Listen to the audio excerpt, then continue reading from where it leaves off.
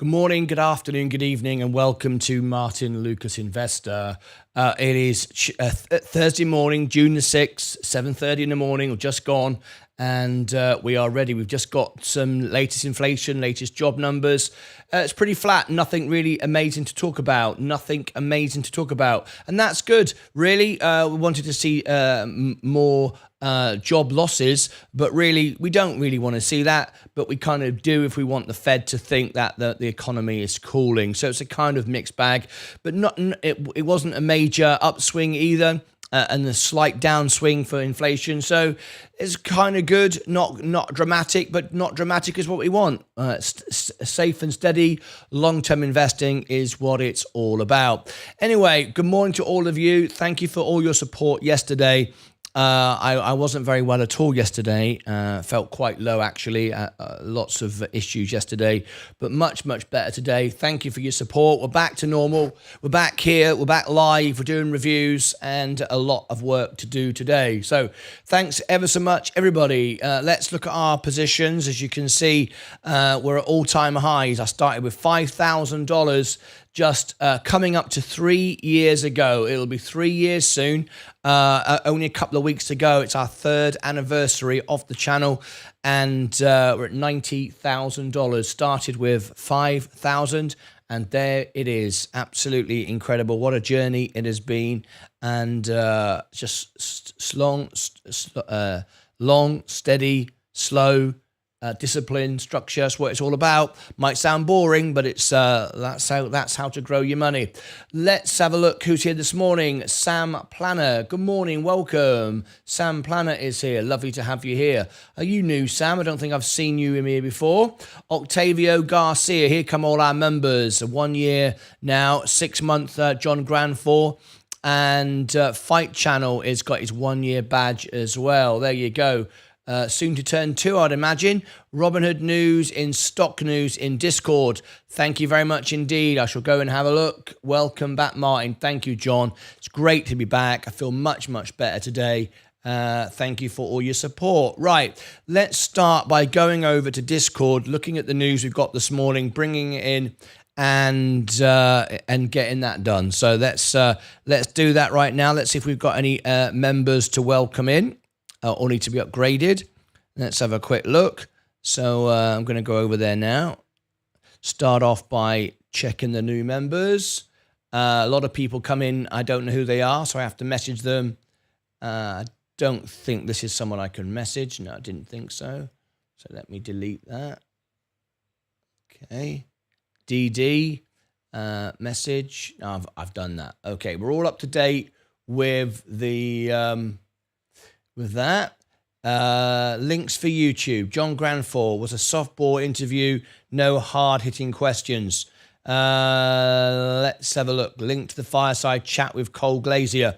All right. Let's have a look at this. Register.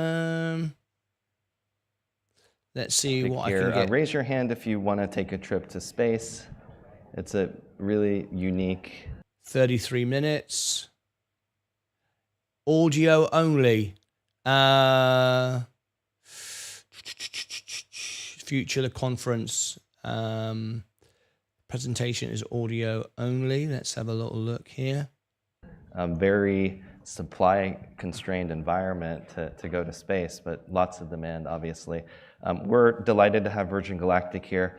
Michael Colglazier, the president and CEO of Virgin Galactic. Prior to joining Virgin Galactic, he was president and MD of Disney Parks International and previously president of the Disneyland Resort in Southern California.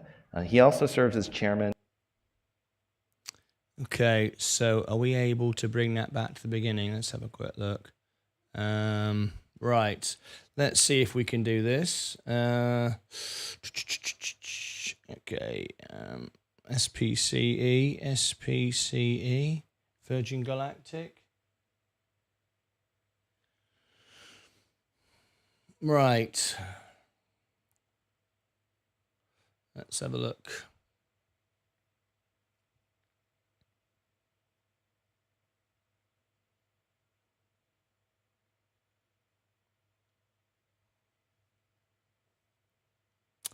Let's have a look.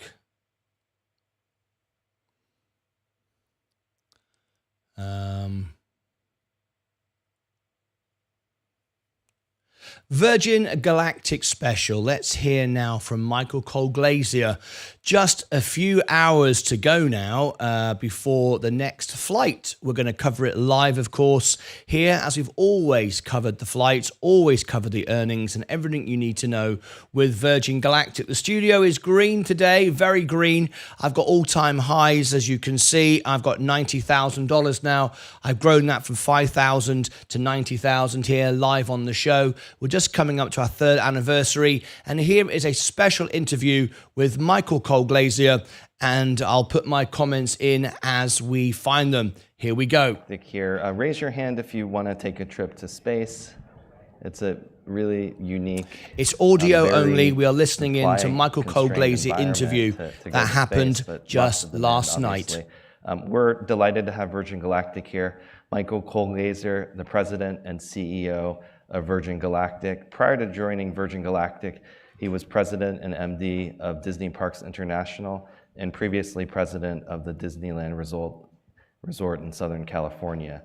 He also serves as chairman and CEO of the Roundtable of the University of California, Irvine, and a member of the Engineering Advisory Board at Rice University, and is a graduate of Stanford as well as Harvard Business School. Michael, it's a pleasure to be here with you.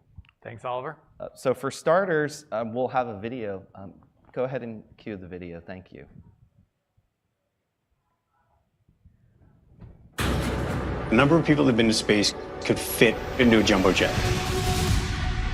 I think this new space age is all about opening up new opportunities. Just didn't exist before. Hang on a minute. We can't use this. They've got... they're not showing the video. They're only showing the audio. And also, they've got copyrighted music, so we're not going to be able to use that. I thought we were going to be able to use that, but we're not. It's just audio, and then they've put copyrighted music on it, so we can't even play it and record it. So sadly, I'm not going to be able to use that. This experience is really about the most extraordinary experience of my life. Found and compelling. I tell you what I'll do, I'll cut in there. So Michael, what about Virgin Galactic's humanity. You feel like Thank you for that. And okay, let's cut back. We'll cut there. All right, we'll cut into this. also, I've spent time at Spaceport America. It was a real joy to be there. And what's exciting also is you have the next commercial flight coming up the next Saturday. So Michael, what about Virgin Galactic's mission and the narrative of luxury? You know, why are you here at our luxury conference? Well, let's start, just kind of human experience, which, is at the foundation of luxury as you start to push to the high end of that. And people have wanted to go out and explore forever, right? It used to be, your first trip to the ocean or your first trip to a different country widens your perspective, widens your understanding of the planet. And usually those kind of experiential trips become the most important memories for you and the people that you care about that are on them with you. And as that's moved up, you hear, adventure travel, luxury travel, experiential travel. As this moves into the high end, people venture further from home, get wider sets of experiences, and they become some of the most meaningful parts of people's lives, and the investment in luxury is there. Now, anywhere you go, whether it be to Africa or Beijing or California, if you're from Beijing, is still just on the surface of the same planet here. And it's, I'd say, been out of not the imagination, but out of physical reach for humans to get to space.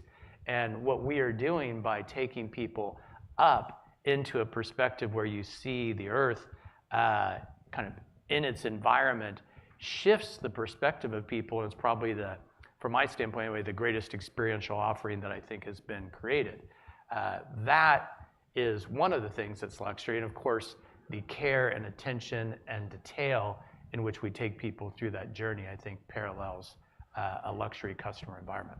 One of the other factors is scarcity of demand and exclusivity. How much does it cost to do this, and how have ticket sales been relative to how much supply you have? Sure. So we actually don't have sales open right now purposely. We have about 725 or so people that haven't yet flown, that we've been flying some, in a backlog that'll carry us through the majority of 2027. And back to your point on scarcity, scarcity also allows for pricing power in the marketplace. So as we move closer to opening up our production model ships and scaling flights, we'll reopen that. But we have a few seats, and so our current price point that we're offering, if Oliver, you had a friend who really wanted to come, we'd probably find a seat. We offer at $600,000 per seat, which is not a cheap experience by far. It is the lowest of prices to be able to go to space versus anything out there, but it is priced as a luxury experience as well. That segues nicely into the next question. Who is your competition? What we appreciate about your brand is your highly experiential, pre and post journey to space as well. And you've been at this for a long time.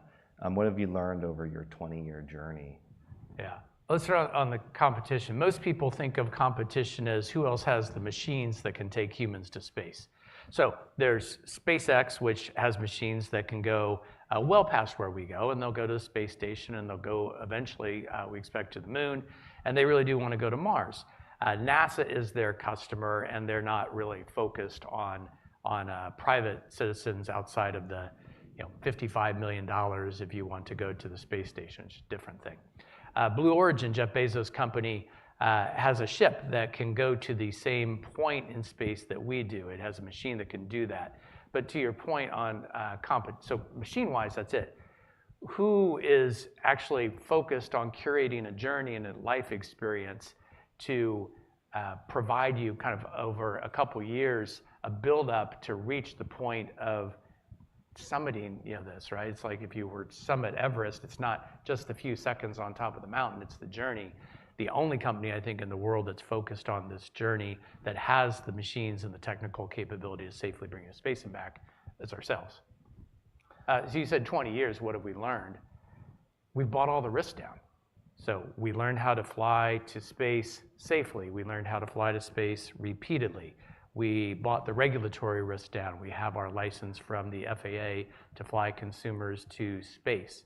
So if we were a biotech company, that would be like your FDA approval. And we, in tech speak, right, we have product market fit. We've now flown 20-some customers to space, and you caught some of the words on there. It's superlative what they say. So that, I think, is what we've built over the 20 years and a couple $1 billion of investment in, is the risk buy down before we now scale it. Michael, who is your customer? Could you speak to the total addressable market as well as community engagement that you've created? Yeah, at the end, this is adventure travel, luxury travel. The wider market is that most people that are customers in adventure or experiential travel aren't thinking space yet. So there have been a couple of the investment banks have done proprietary studies, and they used a couple filters. They said, since it's expensive right now, let's use $10 million as a base net worth as a filter. Those people with $10 million or greater net worth have to have a propensity to spend a lot on experiential travel. And third, they have to raise their hand and say, like a couple of you did out here, I would like to go to space. And that filter, those three filters, brought 300-some thousand individuals around the globe growing at income levels as grow of 8%. Now, for context, a fully utilized spaceport for us, which is about 2,000 people a year and drives over $1 billion revenue business per spaceport. So that's less than 1% of that market. Now, I think the bigger topic, though, is less the 300,000, or I'm sorry, people that have 10 million net worth. About half of our customers have more than $10 million, and about half have less. I think the bigger factor is how many people are currently raising their hands to go, and that hasn't been something that people understand yet. And as we fly, as Blue Origin flies, and as these stories come back, I think you'll see the factor of people wanting to go dramatically increasing on the market size. Michael, you've also had a very exciting year flying commercially 6 times in 6 months. What's the state of the business today from a financial perspective relative to your longer term financial algorithm and key learnings that you've had from VSS Unity?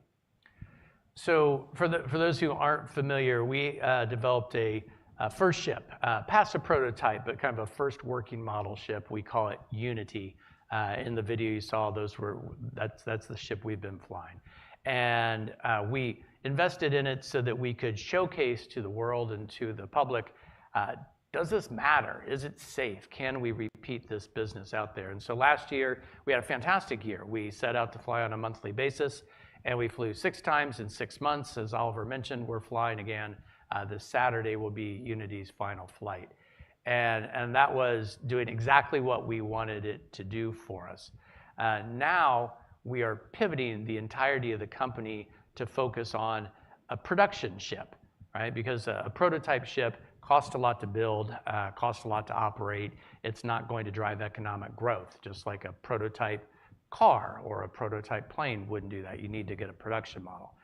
We internally use the Delta class ships as our production model, and those are the ones that we are pivoting and fully investing in. Near term, how should investors model operations relative to free cash flow over the near term as Delta class ramps to commercial service in 2026? An overview of your liquidity, debt, and capital allocation plans would be helpful. Okay, there's a lot in there. Would it be helpful just to share what the Delta ship is, maybe? Yes. You know, a little bit here. So, and then let me kind of get into some of that with you there. But that first video showcased our first spaceship, Unity flying to space. The Delta ships are going to look pretty much the same. They are going to fly pretty much the same way. The way they're built and the insides of them and the economic flow through is incredibly different. And so, Owen, if you wouldn't mind, go ahead and cue up that Delta video for us, please.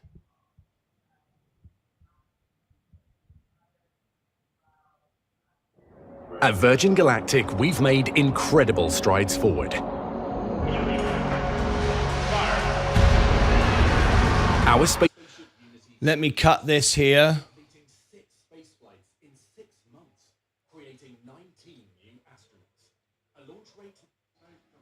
Because they got audio, which we can't use.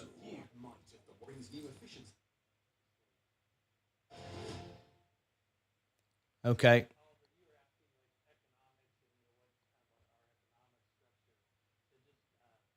But maybe followed us as closely. This ship, that's a kind of look at actually the model we build and design the ships in is what's up on the screen. That ship is built to turn, to be able to fly twice a week, 8 times a month on average. We have 6 seats in there that carry paying customers, and our current price, which we don't expect to go down, is $600,000.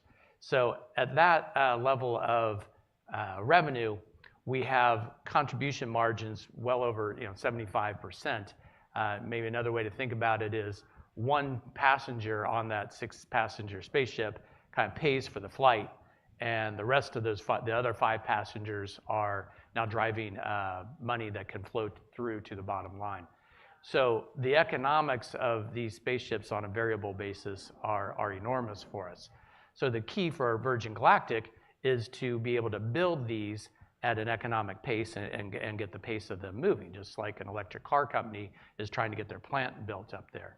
And that's where we're spending our investment. That's this focus on the Delta class. That's where all of our efforts go in, because this is a fixed cost business. We're moving through all the non-recurring engineering. We're moving through the building of the factories.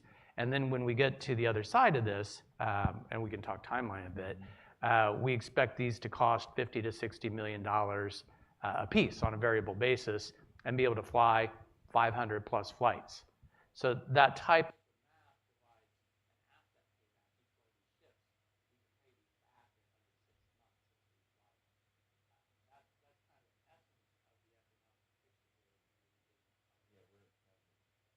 great video, a new one we haven't seen yet. Yep, so that's new.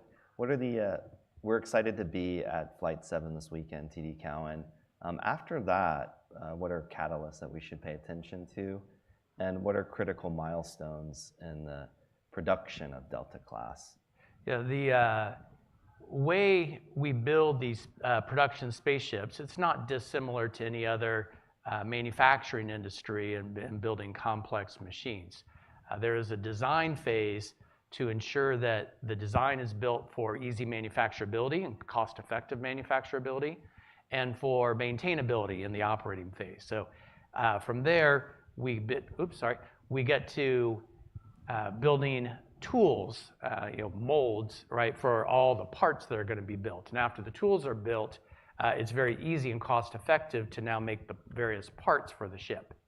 Those parts get built into sub-assemblies. We work with two major aerospace partners, Bell Textron and Carbon Aerospace, and they do build the parts and build them into sub-assemblies, and we bring those to a final assembly plant in Phoenix.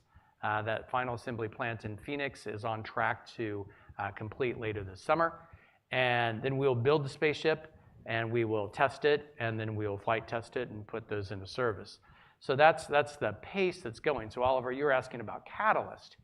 Each one of these phases has very visible catalysts for us to do. So we are finishing our design phase, and we'll start to move into what we'll call the building phase. And so you'll start to see images of tools, some small, some very large, that say, oh, that's where they're going to build the spaceship. Then you'll start to see the actual parts being built. Both of those will be happening this year and early in 25. And then you'll start to see in 25 these big assemblies coming together. And you're like, oh, I see, that's where they're actually building the spaceship, so that you get these fully in, and now we're able to test those. And as that testing progresses, we'll actually be flight testing the ships as well. So all the way along, we will be talking about the progress. And what's really happening economically is we're getting through all the upfront non-recurring engineering, we're getting through all the fixed cost in the infrastructure, and now getting very close as we move forward to the contribution economics that we talked about with 75+% contribution margins. That does lead us into thinking about 2026 and free cash flow modeling. What are some parameters we should think about? And also, going over your liquidity, debt, and capital allocation plans would be helpful as well. Sure. As of the last quarter, our last earnings call, we had, I think the number is around $870 million in cash and marketable securities. And that amount of money, we've said, is sufficient to move through and build our first 2 Delta ships and put them into commercial service. And just those first 2 ships in service, we estimate drives about a $450 million revenue business at great contribution margin and flow through, and that puts the company on a cash positive footing. So that's helpful. We've also noted that the contribution of each incremental Delta ship, now that all that fixed cost leverage is in place, has great flow through. And so we have choices. We can move more slowly, or we can look to add growth capital to more quickly add assets to the fleet, because as we add assets to the fleet, we quickly drive the top line, and we take advantage of the fixed cost leverage to drive through to the bottom line. So we have choices in how we play out the capital strategy, Oliver. Next question before I open it up to the audience for questions. On spaceport, what do full-scale spaceport operations look like? How much revenue can one spaceport generate on an annual basis? We're just listening in now to the latest interview with Michael Colglazier, CEO of Virgin Galactic. We nearly come to the end. I will give my reaction to this in a moment. I'm listening to every word he's saying, and every word that the interviewer is also saying as well. I will give my full reaction to this and where I see this going. So please bear with me. If you are a Virgin Galactic investor, every word here is important to dissect what is being said and what is not being said. So we fly pretty much every day unless it's really bad weather. It's raining or really strong winds, that we wouldn't want to fly in. And we are building these to have the opportunity to fly twice a day if needed. And so we're generally targeting to fly once a day at each spaceport in which we operate, or 300 to 400 flights a year. That's a really interesting place. Not only does that generate on the passenger side about $1 billion in revenue that flows through, but now you have a lot of activity around the spaceport that drives people to watch the flights, drives people to the communities, and for the governments who are trying to build economic engines within their communities, a spaceport is a real driver. So our first one's in New Mexico. The New Mexico government is invested in that. We are looking to take that fully utilized spaceport, kind of a $1 billion+ business, and take those to other parts of the world, whether that be Italy or the Middle East or other areas. We can take that same model and expand because it is an excellent economic engine for the communities and the governments that we will go to, and it drives the ability to see other parts of the earth. And just, I guess maybe, Oliver, the last thing I'd say is you think about the economics. There's an interesting, I think, story being missed, right, out there on Virgin Galactic. There is clearly a bear thesis out there, right, probably supported by folks who want to short stocks, that says, oh, well, look, they're burning cash and they aren't having revenue, and that must be down, and therefore there's a downward piece. And I think what's being missed is, well, of course we're burning cash. We are in the pre-revenue stage. We are a capital-intensive industry, and we are moving through all the investments that allow us to then build products at a variable cost that drive great economic flow through. And so while I think that bear short story is like, oh, look, they're burning cash, there's a miss in the marketplace, in my opinion, of the value that is being created as we move through all the fixed cost investment, and now we'll have that leverage coming out. Now, when that story starts to pivot, I think is up to the market in that regard. But I do think that is being missed in the story of Virgin Galactic. The leverageability and also the flow through and the margin profile of Delta class, as well as the reality of the time it will take to scale and thinking about timing.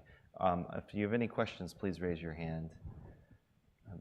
There's one right there, then Tom, thanks.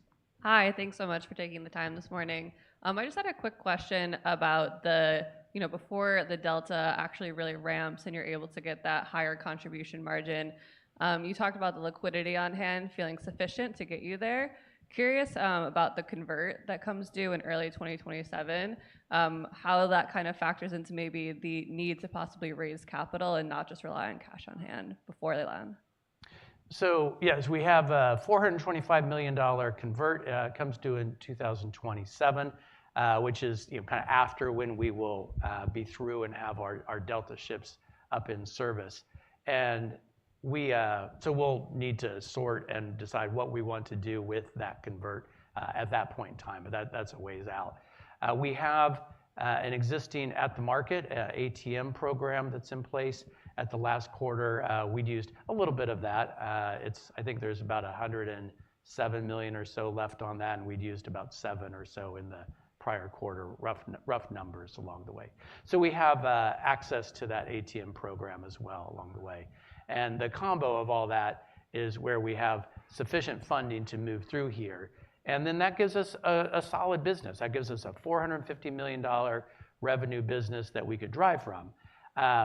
And we could stay there, but we have options.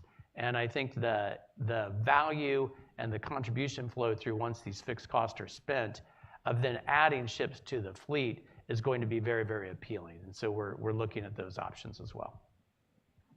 Next question. Yeah, I just wondered if you could talk a little bit about the internal expertise that gives Virgin Galactic a competitive edge over competitors like Blue Origin or others. And then as an unrelated follow-up, curious on the community involvement you've seen leading up to flights and then the community involvement post-flight from the 19 or so astronauts who have already flown. Great question. So on the competitive or the technical expertise, I'll talk at first from the spaceships or the technology, the machinery itself, but then also on the customer and experiential side. We are flying fundamentally a space plane, a ballistic space plane.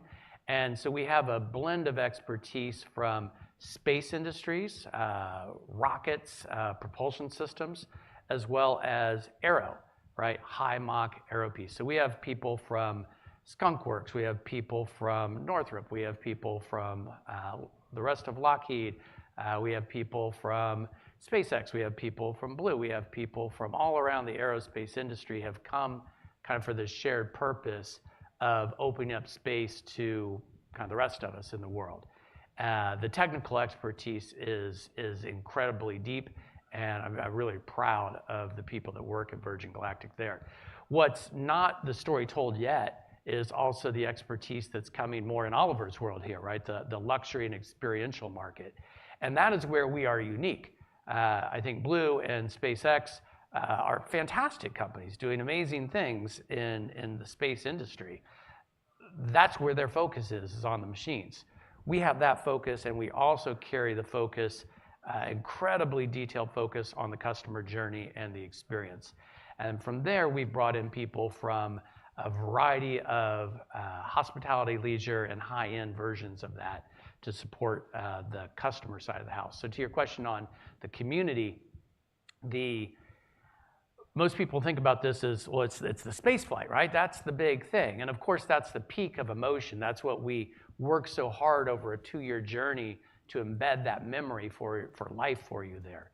But it is, of course, then the week in advance of that flight where you are preparing and staging and getting prepared with your crew for that, you know, in the Everest analogy would be going kind of from base camp up to ready for summit day along the way.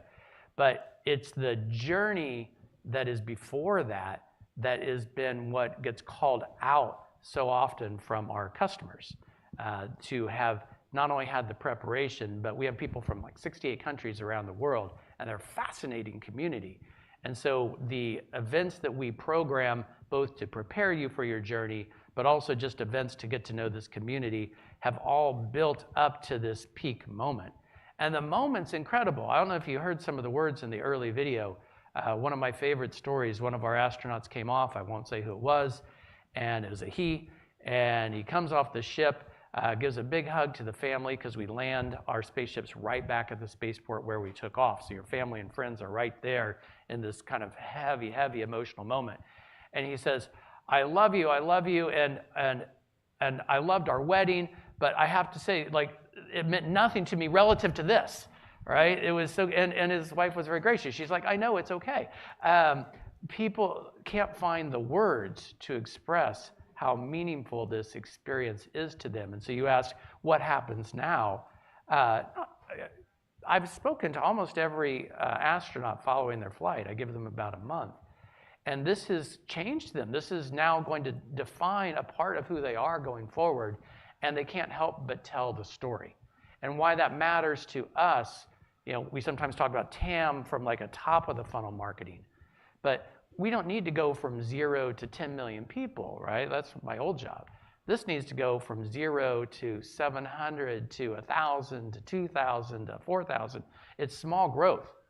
And so if everybody who comes down just tells their story, and of the hundreds and hundreds of people they tell their story to, if just 2 people get interested to go, right, we will be over demanded and supply constrained for a long time coming.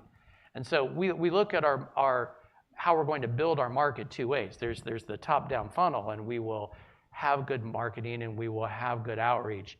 But our most important thing is to ensure the experience for the people that fly with us from the moment they sign on through the 2 to 3 years before they fly and then after is so fantastic that they become missionary for us. And I think back to the luxury piece, Oliver, that's what luxury brands do, right? They create passionate missionary customers who want to become fundamentally your sales force as you go out. And that's what we're seeing right now. Michael, so in closing a lightning round, a few questions here. One, what would you define as your key competitive advantages? You spoke to a lot of them earlier. 2, how are you using AI in different parts of your business? And 3, favorite book, TV show, or streaming that you're watching now? All right. Competitive advantages was Yes, first? yeah. Everything about the way we go to space is, in my opinion, better. We take off, right? It's like you take off in a commercial piece and we carry you to 50,000 feet. And so the preparation of that, the smoothness of that, it's great. And your whole family and friends and everybody who comes are watching. We're gonna have 250 people, friends and family, at the spaceport watching. All of whom, by the way, can become potential customers for us. And so you see that go. You have the time to kind of really build in the meaning of this. And then the spaceship flies you to space. And then as it, you have that amazing experience. And as you come down, it works as a glider and it glides you right back down to the place where you took off. And so there's a huge... We are listening in just the last couple of minutes now of Michael Colglazier interview, the latest interview, and I will give my reaction to this in a moment. We have an interactive poll as well. I'm taking a lot of notes, and please bear with me. Tap the like button, and we'll be responding to this in just a moment. Huge advantage experientially to that. But really, it's the cost structure is where our competitive advantage is. That's how we turn a spaceship, every on 2-day, 3-day intervals, right? We can do this because we take off and land in the same place while we're having a great wing ceremony and experiential moment for our customers. We just pull the spaceship in the hangar and get ready to turn it for the next day. That's an enormous advantage over any other system that goes to space. But our focus on this memory, this journey, this experience, nobody else is doing that. They have other business objectives, and that's great. So I think those are the key advantages anchored by, as the question was earlier, our people. The technical expertise, the dedication and passion of this company is amazing, and the purpose why they came. So that was one. Your second one was AI. There's so much use of those 2 letters in such a widespread thing, right? So we're keeping our technology a little bit AI pure right now as we're getting this design. I think it makes sure we keep our intellectual property constrained in there. But our engineers, of course, are using AI to help on their own and their own building there. I think AI is going to probably be something down the road for Virgin Galactic. We are small customer focused right now. But as it settles, as intellectual property ownership becomes a little bit more clear, I think for ourselves and the space industry overall, you'll see this accelerating engineering design capabilities going through. So like that a lot. And then I'm busy at work, busy with my family. I'd almost go to the other side. I worked 30 years at the Walt Disney Company, very focused in the media industry. Wow, what happened to movies? Right? I think we're just missing the cultural moment that movies just were. So I'm a little saddened by that and have moved back into streaming. So I just, I watched The Fall Guy. It's all right. It's in there. But I haven't found something that's really capturing us there. And I think the Hollywood industry, I hope, steps up to the task. Well, Michael, it's been great to get briefed and also see the phenomenal opportunity with Delta and also the scaling and the video and also the spaceport experience has been remarkable. Thanks for your time today. Thanks, Oliver. Okay, so there was the Michael Colglazier interview just gone out a few hours ago. So we just listened into all of that. And now I want to give my reaction and to my response to that. We do have a poll running as well on X. This video is being made live, so I'm going to invite now my live viewers to comment on this as I give my response. So let me drop into the live chat. This will be available as its own video later on. We're making this during a live broadcast. There is the link if you want to go and vote. The question I'm asking you, and I will give everybody who's watching this video later the opportunity, I'll give you a link above my head and down below in the description where you can go and vote on this. The question I'm asking you is, Virgin Galactic Michael Colglazier interview. Did he inspire you with the Space SPCE story, or did he leave you flat? Please vote in our X poll. And yes, good interview, or no, not impressed. Remember, he's the CEO of a publicly traded company. His job is to present his company to the world, to the investor, and hopefully inspire and educate and entertain at the same time as providing facts and figures for the investors and the future potential customers. So we'll come back to that in a minute after I've given my first reaction, and let's see if anybody starts to vote. I've just dropped the link into the chat for you. It's on X, on my X account. You can go and find that right now. So let's very quickly just give my response. If you are new here, please do tap the like button and consider subscribing as well. Well, as you know, I've been following Virgin Galactic now for a few years, nearly 3 years actually, and I was in contact with Mr. Eric Kearney for a good year. I'm no longer in contact with him. I lost interest with Eric. I felt he was wasting my time. Because he always was focused on what we already knew, never provided any information that was useful to the investor, my viewers, and also was more entertained by the prospect of a short squeeze because he used to work at GameStop.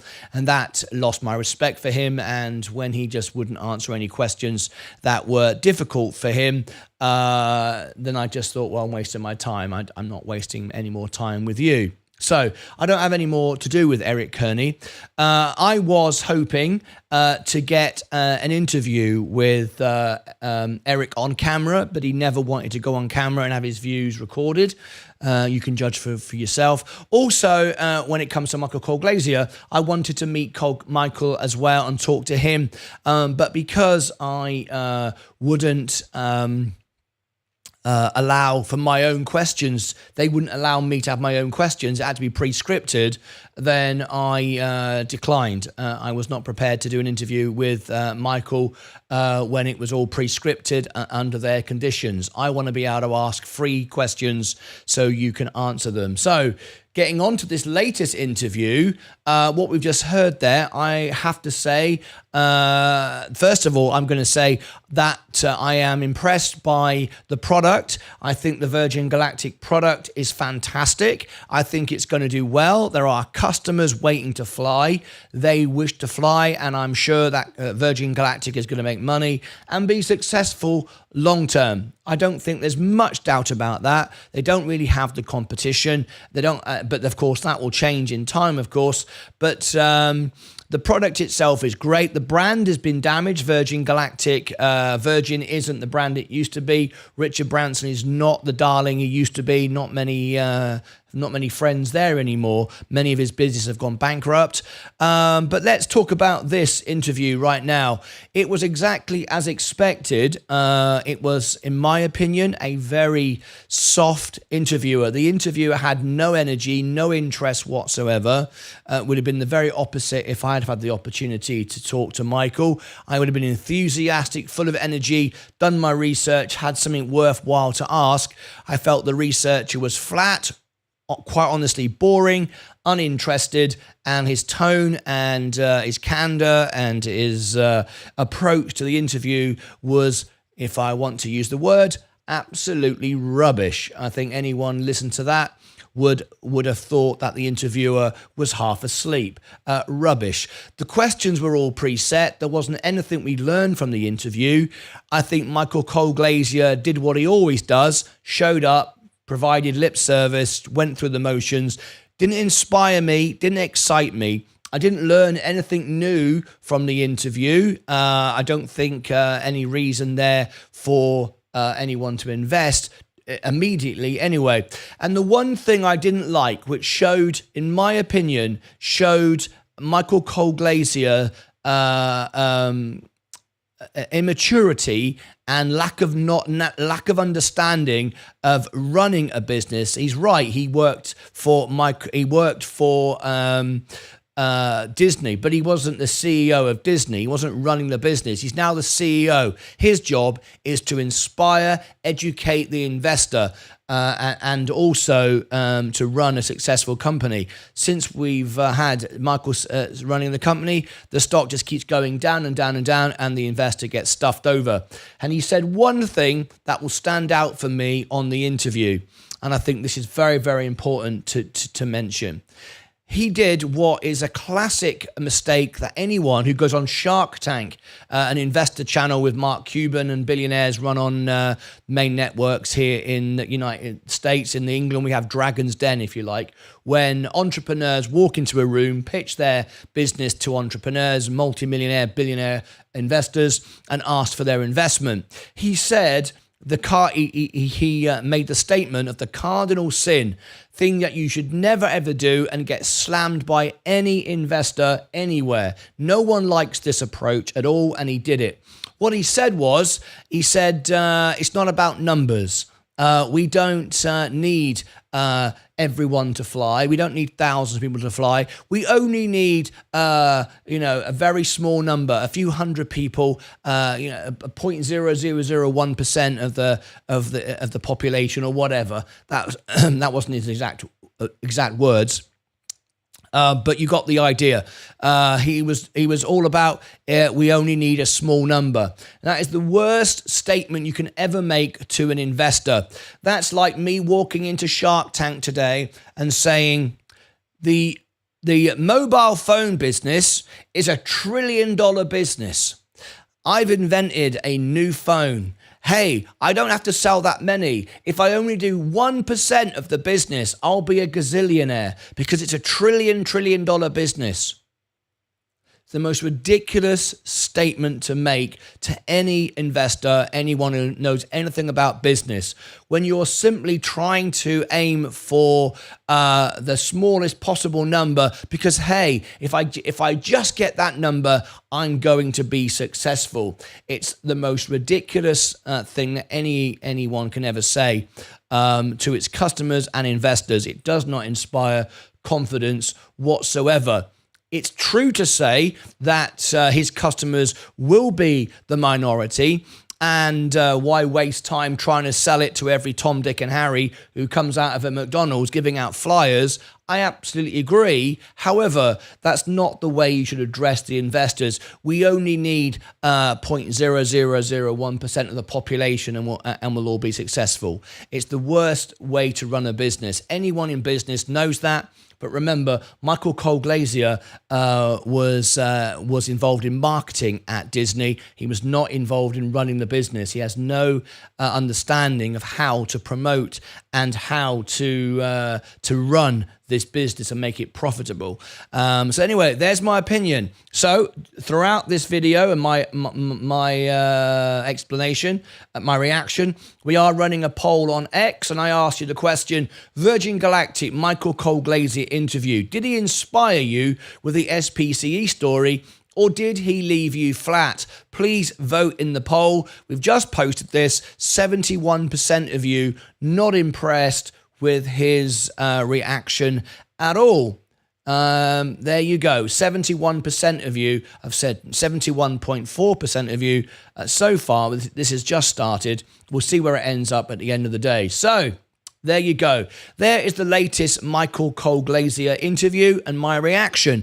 Of course, I will cover the flights, every news around Virgin Galactic. I've always done it. I always will, because I love the product and I love the people that invest in this. Just not impressed with Michael Colglazier, not impressed with Eric Kearney, Investor Relations. I could have done a better job if I'd had the chance to interview. Am I bothered? Because I know I'll get some trolls saying, oh, it's just sour grapes. It's just because they didn't pick him. I couldn't care less. It makes no difference to me. I've moved on from this stock. I'm involved in many, many other stocks since I first started to talk about it and built a channel around it.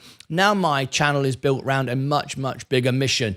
And in fact, my main focus is now how to get to $1 million live on the show and 100,000 by the end of this year. There's my portfolio there, $90,000. And I started with just 5. So Virgin Galactic is a small part of what I do here. So don't feel that I've said this because I'm upset at all. I'm disappointed For the investors, I feel they've let the investors down, and many people have been left flat when it could have been a really sexy, fun rock and roll business to follow. Now it's like watching paint dry, listening to Michael Colglazier with his set up interviews that don't inspire anyone. And don't believe me, just look at the poll. It's increasing 77.8%. It's just increasing. So there you go. It's not just me. That's what the investor thinks.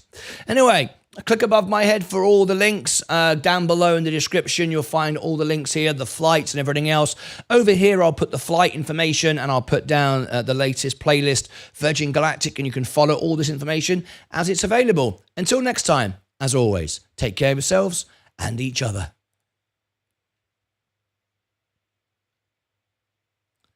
The Virgin Galactic interview you've been waiting for with Michael Colglazier. At the end of this interview, and you want to make sure that you watch to the end, you'll get my full reaction and a poll from the investors to see how what they think and how they feel that Michael Colglazier performed. So make sure that you catch every word. Every word of this interview is very important. It might be a long video. It might, in parts, feel a bit boring. But we'll address all of that at the end. Every word Michael says is important. You need to listen to it. And at the end, I will share with you the poll and what the audience really feel about this and my reaction. And now on with that very important interview. All right. SPCE. Bloody hell. Can't write this morning.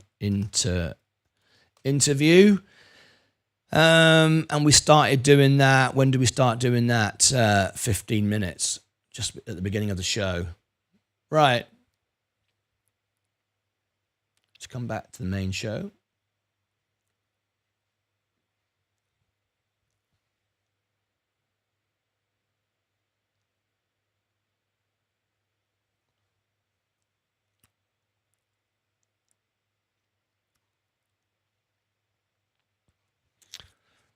Okay.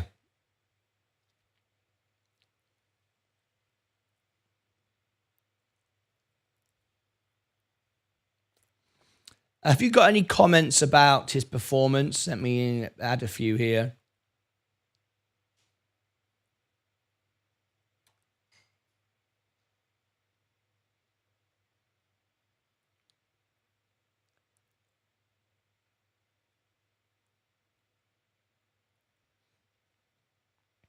Let me read your comments that I may have missed.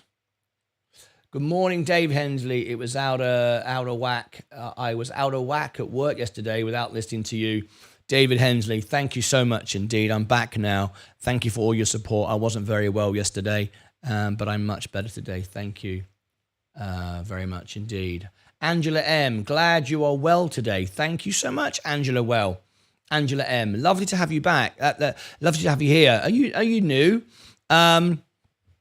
We're creating a special membership for our lady investors. We're going to have a special channel on Discord. Become a member of our channel. There's some we want to feature the ladies on our show because we used to have like none at all, and then extremely rare, a couple, less than 1% of our viewers, less than 1%.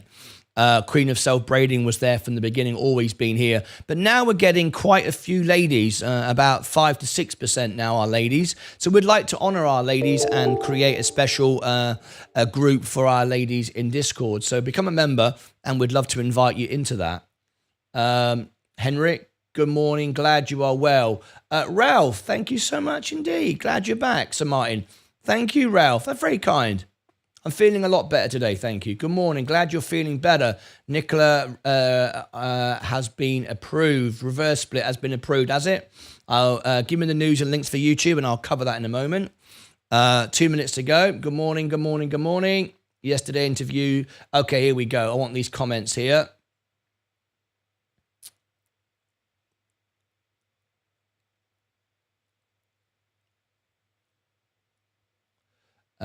Trooper. Hi, everyone. Good morning, good morning, good morning, Jay. Good to be good one.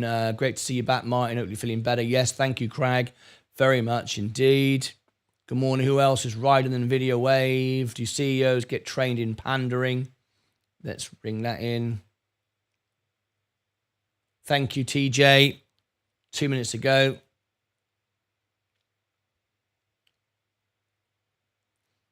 Okay.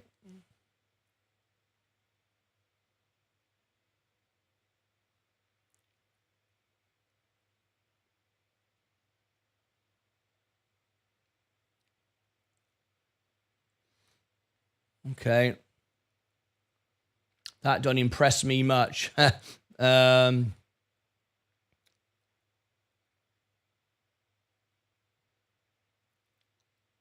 I'm getting all these comments together.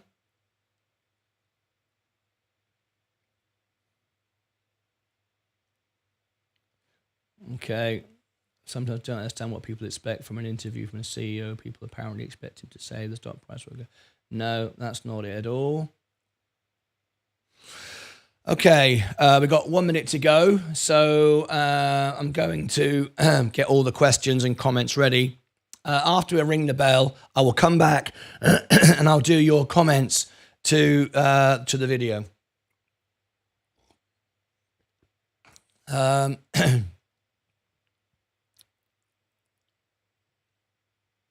Another green day. For those of you who followed my journey, I started at $5,000. I'm now at $90,344. What a journey it's been.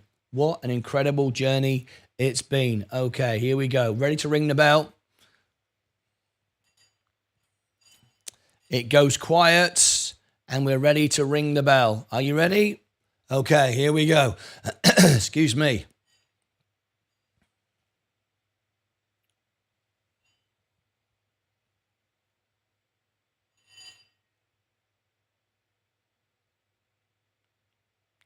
Five, 4, 3, 2, 1.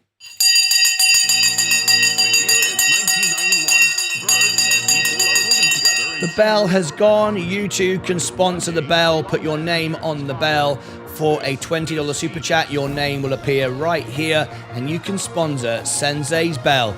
You ready? Okay, let's go.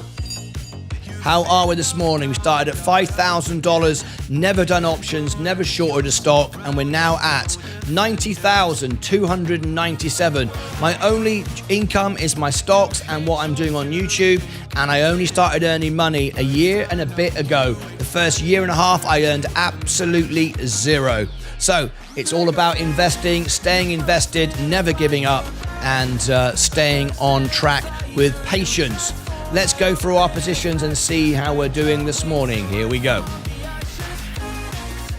The overall portfolio is up once again. Virgin Galactic, not impressed by that interview at all. Going down further, new all-time lows. Very, very unimpressive interview. I just put it out and told you so. Palantir, or my opinion on it. Gold going up today. The S&P 500 is up, just pulling back very slightly. Amazon is up and soaring today, up 0.36. Apple is up today, 196, heading towards that $200. Next Era Energy, 77 now. What a great dividend this one is. It's flat this morning. Enphase Energy, 132 now, down 0.34. Coca-Cola is up to, it's pretty flat now. Coca-Cola is flat at 63.90. J&J, best value you've ever seen for J&J right now. Huge dividends, dividend king. It's a $200 stock. Fantastic opportunity still to buy J&J, but everyone's buying growth at the moment. Kenvue is down 1. Chevron, and there's literally trillions of dollars on the outside of the market, ready to come in the next quarter. Get ready for a major year. Chevron is on the way down. Get ready for rate cuts to be cut as well. Could be as soon as tomorrow. I'm saying it's imminent. It could come at any point. Don't wait for the FOMC report. Tesla up today 1%, 176, only worth 110. Too expensive. Rivian is down today 1%. McDonald's is up today 0.12. Google is up today 0.74. Microsoft is flat today, just down very slightly. What about Nvidia? $1,238, up again today, 1.24. Walmart is down 0.1. Tilray is flat at the moment, down 0.28. On going back down, good value again. It's barcoding. There you go. Good value for Tilray. It's all about waiting for the election. That's what it's all about. They're going to get it passed, I'm sure, to get your vote. Robinhood, 3.57 up. Yes, they know it. We've got a massive bull market in swing right now. There you go. IonQ, it's great, but it's too expensive. Rocket Lab is going down 1.56. Plug Power is down 0.52 today. Rumble is down 2.11. Funware is down 1.38 today. Faraday Future is up 4.31. And Rio Tinto up it's pretty flat at the moment. Bitcoin is up 0.14, approaching all-time highs. Polygon up 0.35. XRP is up as well. GameStop had a pump yesterday. It's pretty flat now, 2.33. And if we look at FFIE, of course, Omar, with millions of subscribers, is telling everybody to buy this rubbish. And they're buying it and they're listening to the worst financial advice I've ever heard in my life. But it's okay, because he'll say it's not financial advice, even though they're following him with the phrase, hold on to your bananas. Yep, that's the phrase they're using, and that's all it takes to inspire those people. FFIE has no value whatsoever, doesn't do anything, doesn't sell anything. We've had scam videos coming out that aren't true, pumping the stock. But there you go. Whatever. Do what you like. You'll ultimately lose your money. 98% of you will lose all of your money. All right. There we go. There is our position this morning. We are at another all-time high once again. This is my portfolio. Started with $5,000 and we're at $90,337.11. Pretty exciting, right? Okay. No shorts, no margin at all, ever. Now then, a quick follow-up to our Virgin Galactic video. We just did a Virgin Galactic interview with Michael Colglazier. That will be out later on as a video. But right now, though, we've got your comments. So here we go. Virgin Galactic, a very brief follow-up to our interview with Michael Colglazier. Wanted to share with you what is going on since I talked about the interview and shared you the interview. I've got lots of comments here from you, the viewer, the investor. I'm going to share that with you. Said it was awful. I'm going to share with you the poll. The stock has gone down. Investors don't like it. No surprise. Another stellar performance from Virgin Galactic CEO Michael Colglazier, who hasn't got the balls to step into the ring with me and take an interview. It has to be pre-scripted. I've refused. There's no way I'm interviewing anyone with a pre-scripted promotional interview. That's never going to happen on my show. So, Michael, you carry on with your interviews. And this is the reaction. The stock is going down again today when we are in a massive bull market. Virgin Galactic is going the other way. What do you think of the, what do you think? Well, let me share with you on the screen. I asked you when I made the video, what do you think? Hugo T says, yesterday's interview was useless. Do CEOs get trained in pandering? They get given scripts. They do interviews that are easy, not challenging. Space, SPCE, Craig says, rubbish. Good company, good CEO, but the pity is that it's not yet interesting enough for investors. I don't think he's a great CEO at all. I don't think it's a good company at all. I think it's a good product, but I think the company is rubbish. The CEO is rubbish. The investor relations should be fired. So many CEOs speak as though talking to children. says William.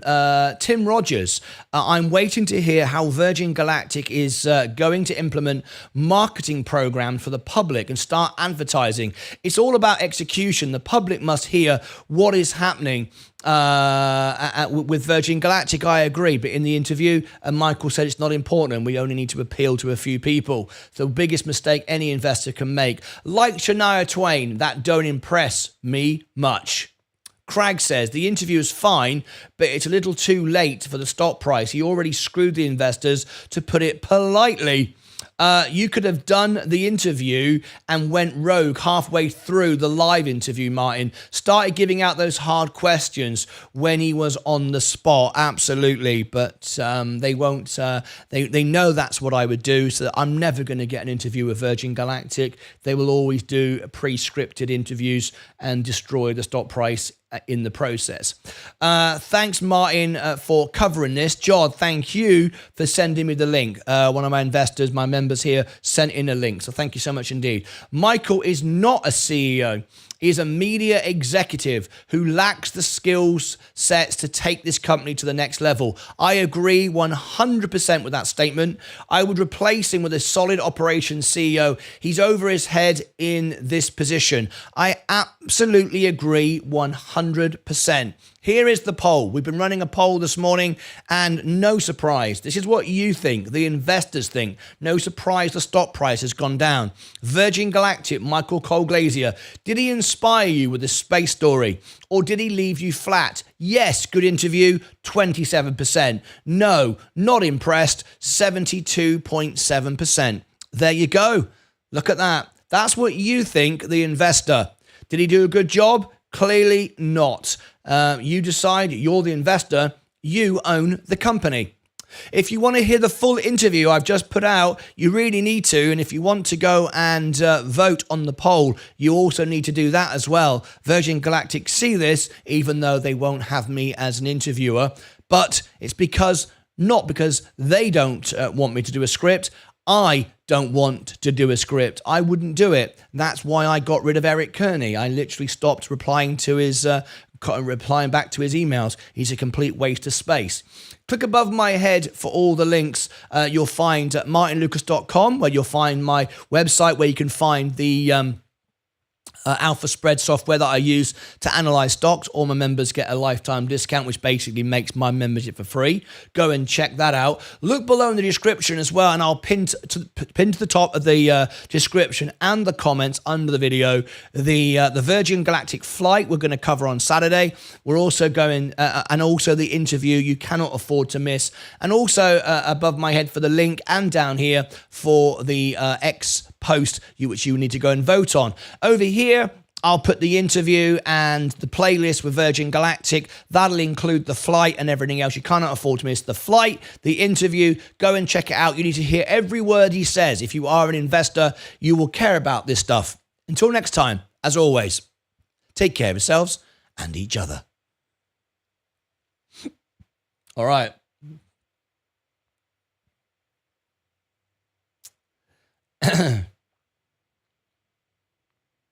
Hey, Stephen, Colglazier just doesn't get it. Halt again. Jay, here we go.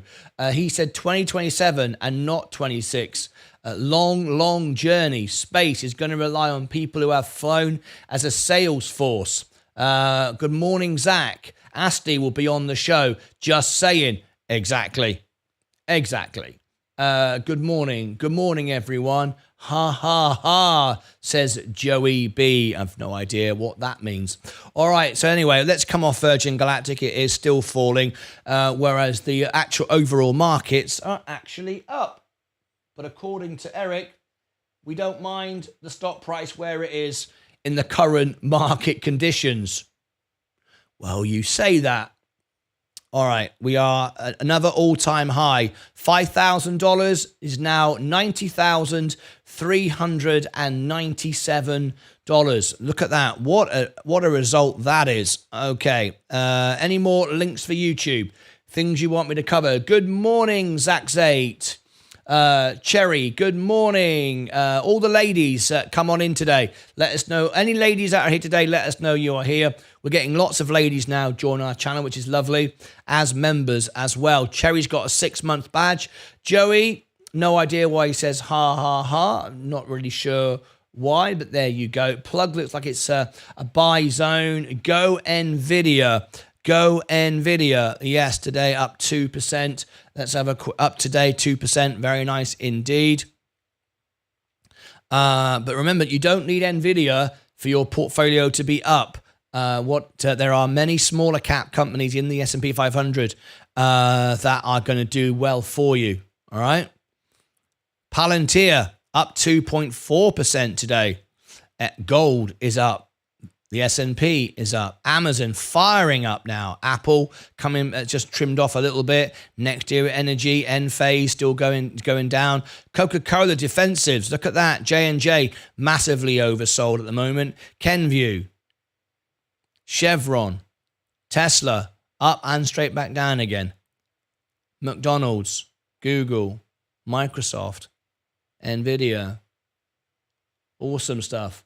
Right, Robinhood news in stock news. Okay, let's move on now.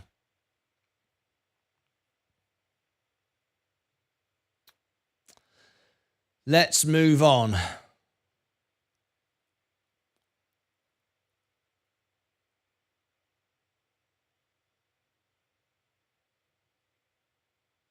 Thank you, Zach8. Good information between the lines. He said 2027, not 2026. Long-term investment.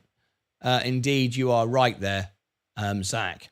Okay, let's see where we are this morning. Archer News in YouTube links. Okay, links for YouTube. Let me make some more videos for my investors.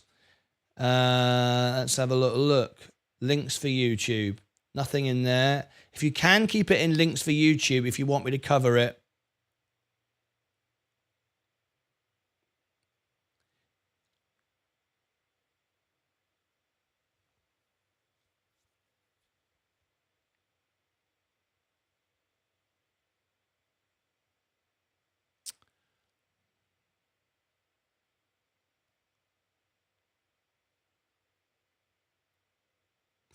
Okay. This is awesome. What a flipping day. Oh, look at the portfolio. 90,426. All-time highs. 430. Bloody hell. Look at this. Now, compound interest is going to start kicking in soon with my portfolio. Remember, I'm with margin, so it's exaggerating now. And as you see, as you start to see 100,000, remember that's 10% a year on average. So you make 10 grand next year without doing anything. And then you've got 110,000 now earning 10% a year. You can see how it's going to start going up very quickly. And I haven't started paying back the margin yet. My next payday is June 21st. Can you imagine? I could be at 100 grand by August. Very, very nice. Right, Robinhood, sent in by one of our members. If you are a member of the channel and you want me to cover latest news, I will cover it for you. This is fantastic news today for Robinhood. So, of course, we want to cover it. Here we go.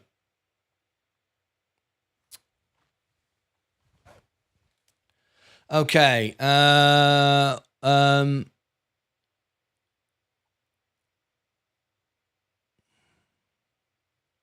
Wadey, did you see both of your videos gone out? Wadey, both of your videos went out, Oxygen and the other one. I forget what they were now, but both of your reviews are out. If you want to promote them, if you want to, you don't have to, no obligation whatsoever, but you can by doing what's called a super thanks. If you want to, it's not a super chat, it's a super thanks as a comment under the video. And for, I think, $2, you can do a comment. And as a thank you, if you want to promote something, a link or whatever, I will pin it to the top. So everybody who sees the video will see your comment right at the top. I do that for everybody who does a super thanks. If you want to, both of your videos are now out. Okay.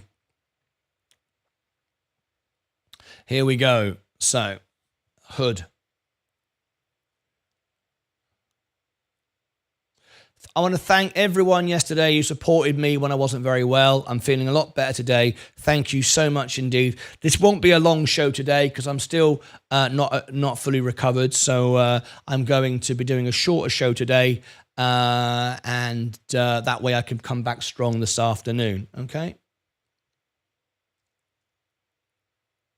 1 hour 13. So anyone that wants any latest news on their favorite stocks, if you are a member, let me know and I will cover it for you. I rank number 1 for most of these stocks, so it gets the word out if you are an investor on a stock and you want it out, and I will put it out for you and whatever. Malk. Hey, Whispering Bob Harris, good to see you on the men. Was quiet yesterday. Malk UK, it's lovely to have you here back on the show. My name's Bob Harris on Radio 2. I love doing that. Right, so here we go.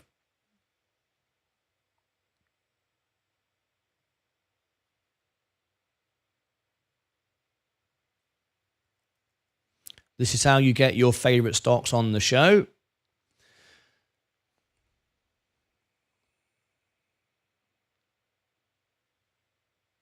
Breaking news here on Martyn Lucas Investor. Robinhood, why is it up so much today? Well, first of all, any brokerage would be up in a massive bull market. We are in a huge bull market, expecting another 8% this year and a rate cut imminently. I've been saying for the last couple of days, rate cut imminently. It might even come tomorrow because of the information that we're going to get tomorrow with inflation and job reports, okay? We've got the European Union cutting rates. Canada's cut rates already. The Fed are being left behind. They never do that. They're always ahead of the curve. However, this is about Robinhood right now. Got some breaking news. Do you want to hear the breaking news? Why Robinhood is up so much? Well, it's not just because the markets are extremely bullish. It's because of this news sent in by one of our members. If you are a member of my channel, I will cover your latest news for your favorite stocks. Very often my videos will rank number 1 for the ticker symbol HOOD stock. Most of the stocks I cover do rank number 1 or number 2 in the world. So here's another one. So let's do it now. This one we don't rank as high. I think we're more like 5th for this one, but most we do rank number 1. So send in your news and I'll cover it. Robinhood buying cryptocurrency exchange Bitstamp for about 200 million. Let's have a look at it and see how it affects the price and everything else. And I'll also share with you the intrinsic value. I'll share with you who's buying on the inside, who's selling on the inside, the balance sheet and everything else in a very, very quick latest news video. Are you ready? Okay, let's go back over here and see what Robinhood are up to. Scroll on down. Robinhood is buying cryptocurrency exchange Bitstamp for 200 million in cash as the company looks to speed up its cryptocurrency expansion globally. Bitstamp, founded in 2011, has offices in Luxembourg, the UK, and Slovenia, Singapore, and the US. It has more than 50 active licenses and registrations worldwide, and customers across the European Union, United Kingdom, United States, and Asia. Robinhood said Thursday that it will be its first institutional business. Congratulations to Vlad Tenev. Bitstamp's highly trusted and long-standing global exchange has shown resilience through market cycles by seamlessly coupling customer experience with safety across geographies. The Bitstamp team has established one of the strongest reputations across retail and institution crypto investors, Johan Cabrat, general manager of Robinhood Crypto, said in a statement. Through the strategic combination, we are better positioned to expand our footprint outside of the US and welcome institutional customers to Robinhood. The deal is expected to close in their first half of next year. The news comes a month after Robinhood Markets announced that it has received a notice from the Securities and Exchange Commission about alleged securities violations at its crypto division. We're fully aware of that. Not an issue, though. The company said in a regulatory filing that it received investigative subpoenas from the SEC about issues including cryptocurrency listings, custody of cryptocurrencies, and platform operations. Robinhood Crypto has cooperated cooperated with the investigation, the company says, and shares of Robinhood Markets rose more than 2% before the market opened. And that's where we are right now. You can see it popped up on the news, just trimming off a little bit. So let's have a look at the actual numbers for the stock and let's see what it actually means. The intrinsic value of this stock is $10. So on paper, we are 52% overvalued, and this valuation is regarded as accurate. Best case scenario, we're 8% overvalued, but got to remember, in a growth stock, a brand new, really new to the industry growth stock, which this is, I'm prepared to pay 25% overvalue because people are going to buy it. But remember, things like Tesla went way overvalued when they popped up. Nvidia is way overvalued, and Robinhood is one of those. It's a little expensive right now. However, it's going to grow into its price. It's only started its journey. Best case scenario, only 8%. So is it too expensive to buy it now? Well, you could buy it now as long as you're prepared to wait. That's fine. That's what investing is at the end of the day. What about their revenue? 2 billion revenue and increasing 9% up. Operating income 131 million. Net income on the way up as well. Investing cash flow -3%. Investing cash flow -75%. That's a good thing. Operating cash flow is down 270 million. Balance sheet. Their balance sheet is okay. 46.1 billion, of which 9.7 billion is in cash. Now, this is very, very important point to mention. A lot of people are focused on rates coming down. Retail investors are focused on that because a lot of the retail investors will buy the very small caps, the penny stocks, and so on. They benefit from rates coming down. However, if you're a long-term investor and what I call a real investor, an investor who waits around and lets things grow and matures by themselves with patience, like I try to be, where I buy the best 500 companies in the world via the S&P, we don't mind if the rates are up. No, we don't. Not a problem at all. Rates don't bother us because at the end of the day, big companies earn big money with their cash. Like Robinhood, they got 9.7 billion in cash. They're earning record amounts of interest at the moment. Like Apple, like Microsoft, like Google, like Nvidia, they don't mind if the rates are up. So just remember that, by the way. It's not necessarily a good thing for the rates to come down. If you're an investor or a saver, it's quite good. It's only bad if you're scalp trading rubbishy stocks and they've got no money and they're borrowing money. Anyway, 39.2 billion, 6.4 billion in accounts payable, long-term debt, none, short-term debt, 4.2. The balance sheet is good, no issue at all. It's got a lot of liabilities, but that's because they've been recently investing major in Europe and in the UK and so on and so forth. And now we're buying new businesses, of course, but all of that is paying back tenfold. So that's all good. Operating margin, 93%. Very nice margin, as you'd expect. Profitability score, 36%. Not as high as you might expect from looking at those margins. It's because they are investing at the moment heavily. Got the new credit card around the corner, 36% profitability score and 45% solvency. Not a problem, not a bright green score at the moment. They are in the early stages of investing. That's why it's 45%. Anyway, what are we expecting here? As I say, it is expensive. Wall Street are saying 3% downside from here. It's trimming off a little bit, or even 28% worst case scenario. But best case scenario, 41% still to go. So I would say it's somewhere around about here is where you need to be. All right. Okay. Scrolling on down, there's the competition. Goldman Sachs, Charles Schwab, Interactive Brokers.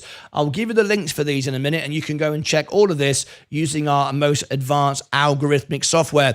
One about ownership. Insiders have been trimming back 82 million worth of shares. That's dollars worth. During the last 12 months, Robinhood have not bought any shares and sold 82 million. So they're trimming off the top. They know there's profit to be taken here. They know all their investments aren't going to pay off yet for another year. I mean, if you bought it at 8 when I first bought it, then you're very, very happy. However, people trimming off. They are. It makes perfect sense. It doesn't show good sentiment, but you understand why when their big investments aren't going to pay off for another year or two yet. And we haven't got the credit card out yet. That'll make a lot of money for Robinhood when it does. Anyway, scrolling on down, short interest is just 4%. Used to be a lot higher on this stock. Robinhood used to have a lot of negativity towards it. Only got 4% now, not getting any major. Oh, hang on a minute. We've got some breaking news here just out I can bring to you on this story. This is very good. Latest from Vlad Tenev. Let's listen in. Just a few minutes ago, that has agreed to acquire cryptocurrency exchange Bitstamp. Joining us right now to talk about this news and so much more. Vlad Tenev, he's the Robinhood CEO and co-founder, and it's great to have you on the table this morning. Thanks for having me. So let's walk through this deal, and then I want to get into meme stocks and everything that's going on in the markets right now. Sure. Ooh, great. But what does this do in terms of what you're doing with crypto and everything else? Yeah, it's really three things that got us excited. One is this is an international business, and it accelerates our plans for international expansion, particularly in crypto. Second, it brings an exchange to Robinhood, and we've been thinking for a long time that the world could use a Robinhood exchange. We have a lot of ideas about how we can improve upon that. I like it. And as we talk to our market makers, we see there's a clear need for another player in the market. And then the third, institutional business. This allows Robinhood to enter a new business, serving market makers and other institutional customers.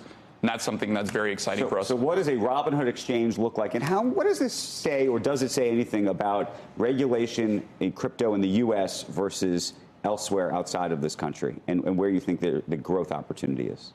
Yeah, the business is global, Bitstamp that is. Right. It's Europe-based.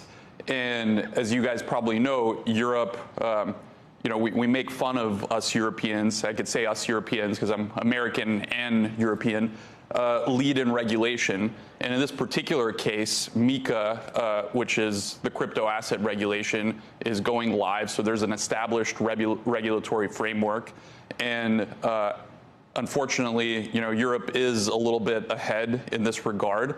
But I don't think the U.S. is too far behind. I think that it's always kind of darkest before dawn, as they say, and you're seeing some positive signs with the This will serve, though, foreign customers, if you will, meaning American customers will not be able to necessarily use some of these services, right? Well, again, I think it gets a little tricky with the institutional business. A lot of these customers are based globally and have offices around the world. We haven't yet gotten to the point where we're going to discuss the details of exactly how the integration is going to go, but we do anticipate it serving global customers. The reason I ask is there's a staking business, and as you know, staking right now is a hot topic in Washington. Coinbase is in the middle of a bit of a brouhaha. That might be a polite word for it. So I'm just trying to understand how you're thinking of keeping the business, to the extent that any of these businesses have to be separated for now. Yeah, I mean, we've already had to go down that road. So we launched Solana staking for customers in the EU, but given the regulatory environment here, we've been unable to launch that product for customers in the US. There are differences in asset listings between the EU and US. So, I mean, we're going to have to continue doing that as we expand the business with the exchange. Okay. Can we talk about the roaring kitty of it all? What do you make of what's happening right now? Look, I think for us, it's an opportunity to show how much we've grown since 2021, since the first of the meme stock frenzy incidents. And I think the really interesting thing is that these events have really been starting in the overnight sessions. Right. So Sunday night, where pretty much the only game in town is Robinhood if you want to trade stocks. I just announced yesterday that we passed over 20 billion in cumulative volume in a 24-hour market, and that's been growing really, really quickly. So not only is there this new element where we can continue to kind of differentiate ourselves as the leaders in innovation and technology in trading, but we can also show just how the reliability of the platform has improved since we've gone public and in the past 4 years. What do you make of those who say that what's happening with this roaring kitty situation is just another is an example or a mockery of some sorts of what the markets are supposed to be, that they're supposed to be sort of values driven in some, there's got to be some metrics that make some sense, and that we're into meme land all over again. Yeah, I mean, I try to stay away from sort of like passing judgment on any particular style of investing and trading. I'm asking you to pass some judgment because there's got to be, you must have a view about this. Yeah, I mean, personally, I consider myself sort of a long-term buy and hold investor. But Robinhood itself is a neutral technology platform. Right. We believe that any product that's available to institutional investors, and actually probably more, like a broader set of products. I think the accreditation rules need to be looked at, and those are overly restrictive too. But if an institutional investor has access to a product, retail should also have access to it and have the same abilities to trade as institutionals, as long as they're suitable and pass all the relevant checks. A number of lawyers and others come on the broadcast in the past couple of days because there's been reports as it relates to Roaring Kitty that, for example, Morgan Stanley, which now owns E-Trade, one of your competitors, is thinking, should this guy be a client? Should we have him even on the platform? And is the SEC going to be looking at this? And is he communicating with people on private subreddits or on text messages or WhatsApp with other people? Do you think, and so the reason I'm mentioning this is there's some people who look at that and say he individually needs to be looked at in some special way, but other people say he's doing what everybody on Wall Street's been doing forever. How do you sit on that? Because thinking about Robinhood and what Robinhood's supposed to mean. Yeah, I mean, I don't have any secret information more so than what you guys have and what you're seeing on social media. I do think that there's a lot of new tools that the regulators have to monitor trading activity. I mean, the consolidated audit trail, they can sort of see more information. A lot of these have been implemented in the past couple of years. So I would imagine that they're seeing something that hasn't been revealed yet, and they're investigating. But again, I don't really have any insights that are special there. So there you go. Very, very interesting stuff. Virgin Galactic, talking about Robinhood there, and GameStop. Let's move on down now to the sentiment of the stock, because we're talking, this is about Robinhood, not GameStop. 67% positive, now 74%, just back to 63, and today 85%. Everything looking very, very nice. The sentiment around Robinhood right now. So there you go. Robinhood, great news today. This is a $40 stock, which is what I've been saying now for about 3 years. I stand by that. Is it still a good time to buy? It is a good time to buy. Is it the best time to buy? No, you should have bought it at $8. When I first did it, I don't own the stock anymore for all the reasons everyone knows. I don't own any stocks. I'm not here to pump and dump any stock. I only own the S&P because I'm seen as media and I want to give the best, most honest, reliable information, unbiased as possible. So there you go. Robinhood is a great business as far as I'm concerned. Huge amount of potential and growth left in this stock. If you're not in it now, maybe it's a good time. I don't know, but I'll leave that to you. Click above my head down below in the description for all this, and over here more information in the Robinhood series and all the reviews, things I think you'll find useful. Until next time, as always, take care of yourselves and each other. Right. I'm going to put an introduction to that.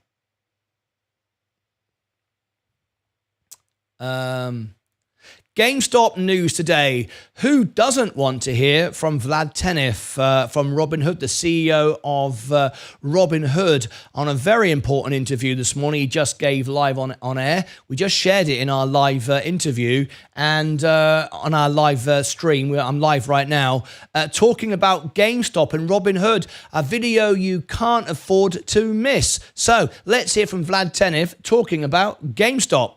And now on with the video. So there you go, that Vlad Tenev today talking about GameStop. What do you make of that? Someone just commented in the chat. Did he actually just blame himself for Roaring Kitty? This was a comment there just suggested by Jay Long.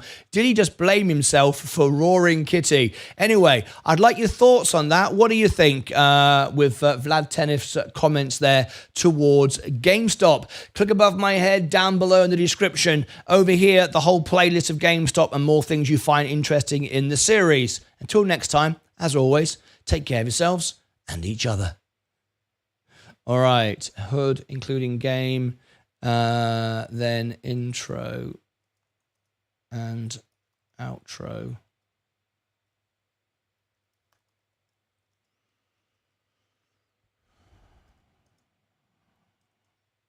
Of GME. Okay, got it.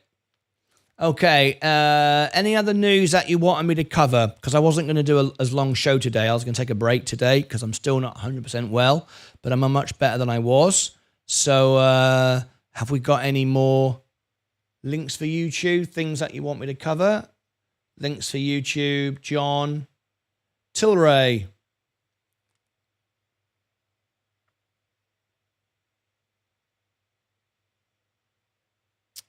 Okay, I can cover that. TLRY. Okay.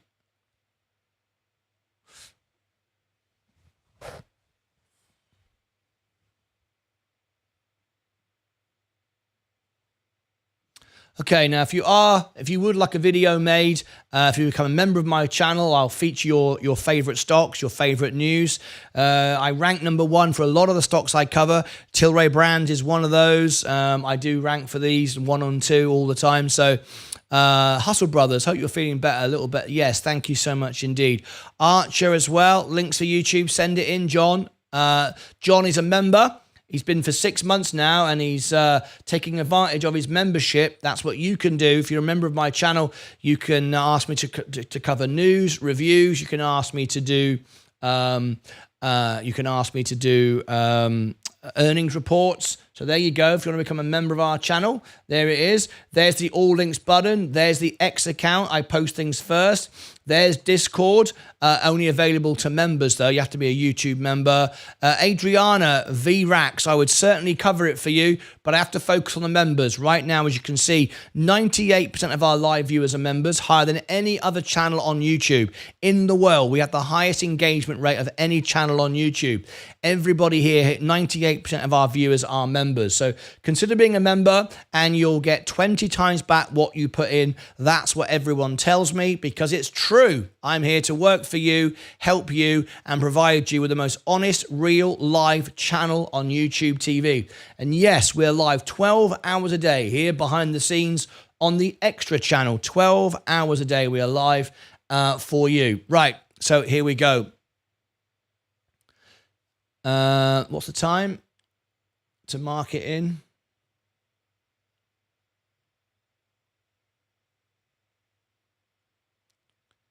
$1:36. Let me check the news from the UK. Countries. United's. Where am I going?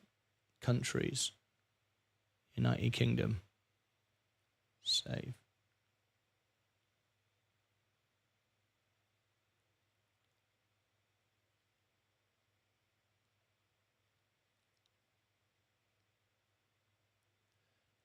Let's have a look.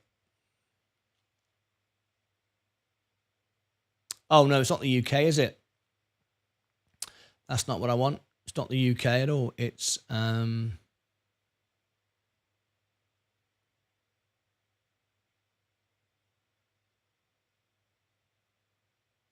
what's it called? The IMF.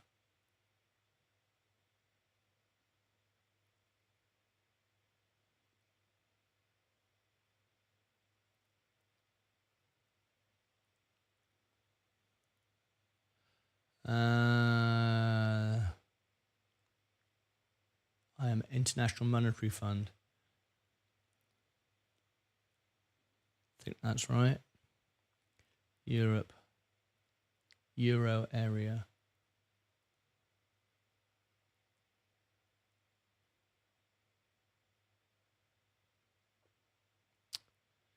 Your interest rate, there we go. European, it did come down, didn't it?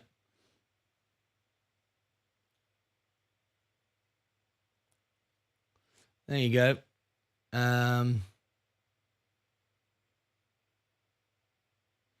Yes. Yes. So I've got that. I'll cover that in a second then. So Tilray, first of all.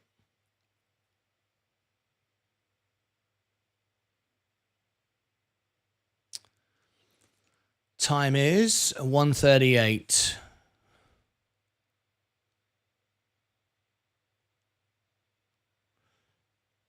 TLRY 1:38. This will come out later on as its own video. Yeah, I'm back on the reviews again today. I was doing reviews yesterday, Tim. I'm sorry for the delay. Yesterday I wasn't very well. I'm a bit better today. I'm getting back onto it again.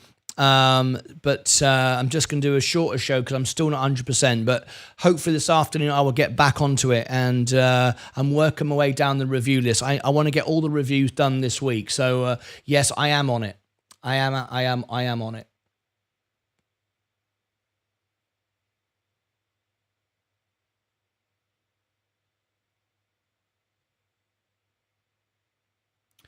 Okay, so here we go. Tilray.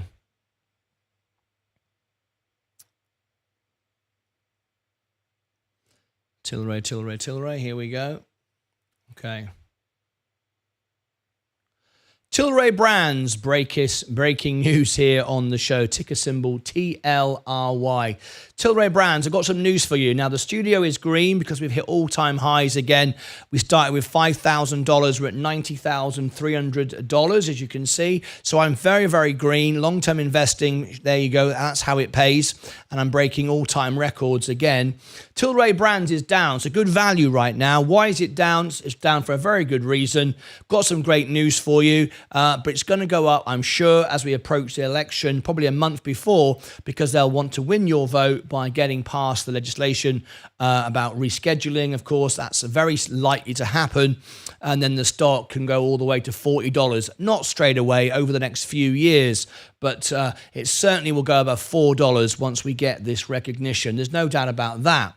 But what's the news today? There's some latest news on Tilray Brands sent in by one of our members, John Granfor.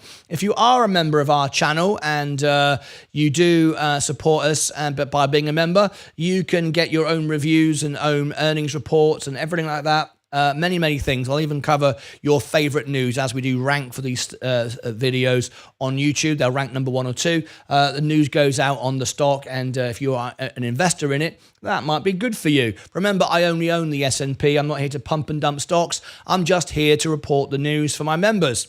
Tilray, Redican Cannabis introduces new top shelf flower, Purple Churro. What is all this about? Tilray, a global lifestyle and consumer packaged goods company, today announced the launch of Purple Churro, a sensational new sativa making its debut just in time for sunnier days and longer nights to pair perfectly with summer season's upcoming festivities. Sounds wonderful, right? I love the way they word all these things. These unique strain offer a sweet, indulgent experience with a potent twist and boosting THC levels, making yet another commitment to innovation with brand new genetics joining Redican's high-quality flower lineup. Purple Churro just sounds great, that, doesn't it? It's a delightful cross of cinnamon, horchata, and apples and bananas. Loving it already. I want one. Send me one. Offering an aromatic blend of sweet vanilla and cinnamon tasting notes. Its dominant terpences, including limonene, nerilodal, and carophyllene. Yeah, words I can't even pronounce. Caryophyllene. Maybe. Promising a rich, flavorful experience while serving as the perfect pick-me-up for both casual consumers and connoisseurs looking to try something new, fresh, and tasty. All right, okay, there we go. That's the latest news. Let me just scroll down. quality craftsmanship. We know about Tilray. So there we go. Another new innovative product from Tilray. But let's focus on the stock price just for the moment. If you like this video, if you want more people to learn about Tilray, tap the like button, share it out. More people will learn about the stock today. Now, Tilray has been barcoding anything around this price, in my opinion, it's only my opinion, it's not financial advice, of course, is that this is good value. Under the 180 or 190, it's good value. You're buying the balance, the cash on the books, you're buying the business where it stands today. And once we get reclassification, the scheduling gets changed, and I think we will coming up to the election. This is a $4 stock, and then in years to come, a $40 stock. If you look at the balance sheet, the business, the profitability, and all the rest of it. And very, very briefly, because I know many of you are going, go on then, show us the profitability, show us what's going on. I will, using the most advanced algorithmic software. And if you want a copy of this, my members can get hold of this as well. Let me scroll down. And I'm going to ask our AI, what are the unique characteristics and advantages with Tilray? Let's see what it does. It looks at the product. It looks at what it's doing. It's working it all out there for me live. Built in to my analyst software. I have access to the best analytic software I've available, way better than the competition. I use it all the time, and I would strongly recommend it. My members can get access to this for free, and also a lifetime discount as well, which basically makes my membership for free. Let's hear what the AI says are the unique characteristics and competitive advantages to Tilray. And as we hear the AI read this out, we'll look at the balance sheet. And as you can see, the revenue is going up, operating income's going up, net income is up 75%. The balance sheet is strong, 4.2. Tilray Brands, Inc., here we go. particularly known for its focus on cannabis and pharmaceuticals, holds several notable competitive advantages over its rivals in the industry. 1. Diverse product portfolio. Indeed. Tilray offers a diverse range of products, including medical and recreational cannabis, hemp, and even alcoholic beverages through subsidiary brands. This diversification allows Tilray to tap into various market segments and mitigate risks associated with reliance on a single market. 2. Global footprint. Tilray has a strong international presence with operations in multiple countries, including Canada, the United States, Europe, Australia, and Latin America. This global footprint not only broadens its market, but also provides strategic advantages in terms of sourcing and distributing its products. 3. Medical cannabis leadership. Tilray has established itself as a leader in the medical cannabis sector, with extensive experience in pharmaceutical-grade cannabis production and research. This includes clinical trials and research partnerships aimed at legitimizing the use of cannabis in various medical treatments, giving it credibility and a competitive edge in a rapidly growing market. 4. Strategic partnerships and acquisitions. Tilray has pursued aggressive growth strategies through strategic partnerships and acquisitions, such as its merger with Aphria. These moves have strengthened its market position, expanded its operational capabilities, and enhanced its product offerings. 5. Innovative technologies and R&D.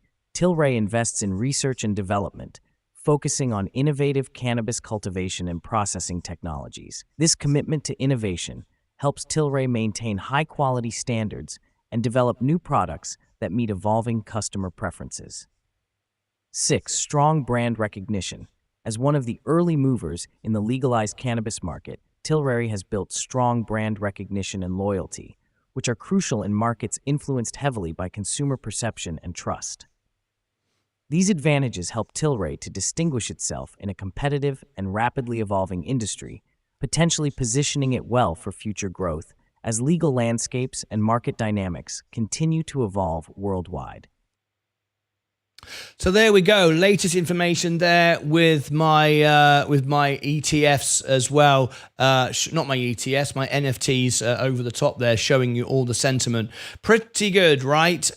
Some good numbers in that. If you were looking at the balance sheet, I was sharing with you and who's buying on the inside and all that information. So there we go. Latest news. I want to thank John Granfort, one of our members who's taken advantage of his membership, getting the news and the stocks that he wants to see and and later on they'll trend on YouTube. Absolutely right. Click above my head for all the information. If you want martynlucas.com, if you go there, you will find the link to AlphaSpread, the software that I use, the most advanced algorithmic software in my opinion, and you can get all this information that I just shared with you on the screen all built in one place, and the AI all built in as well. And you know, I said to you that I rank #1 for the stock.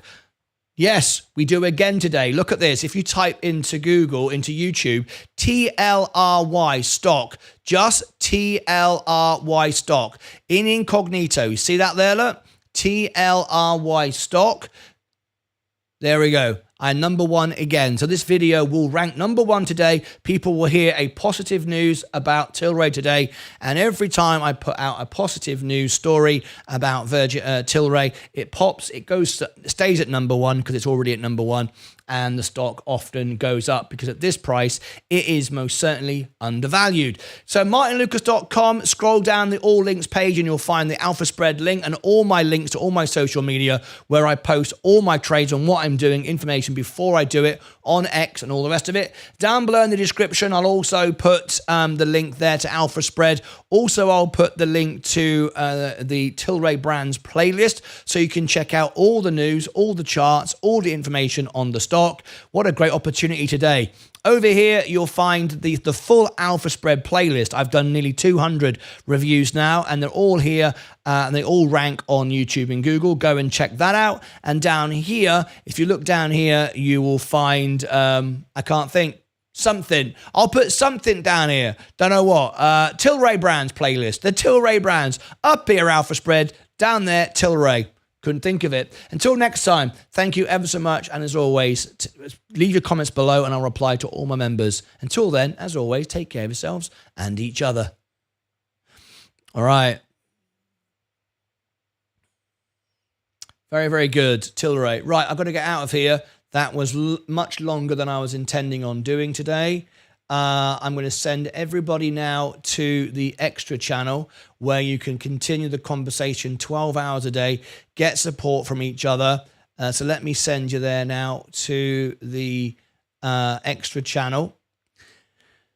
Now then, before I go, I've got an announcement as well to make to everybody. This is very, very important. Okay, got an announcement to make to improve the quality of service. So for everybody, pay attention now. I'm going to tell you something very, very important. Now then, I thought it was the best thing to do to always have a schedule going out. I always thought it was the right. In fact, I'm going to make a video out of this. So this will help everybody.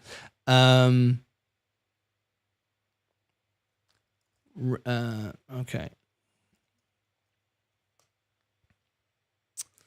Okay, here we go. Okay.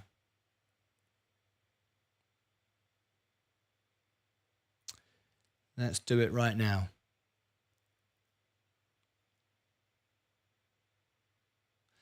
An important announcement to everybody that follows my show and wants to get a better service and perhaps less annoying.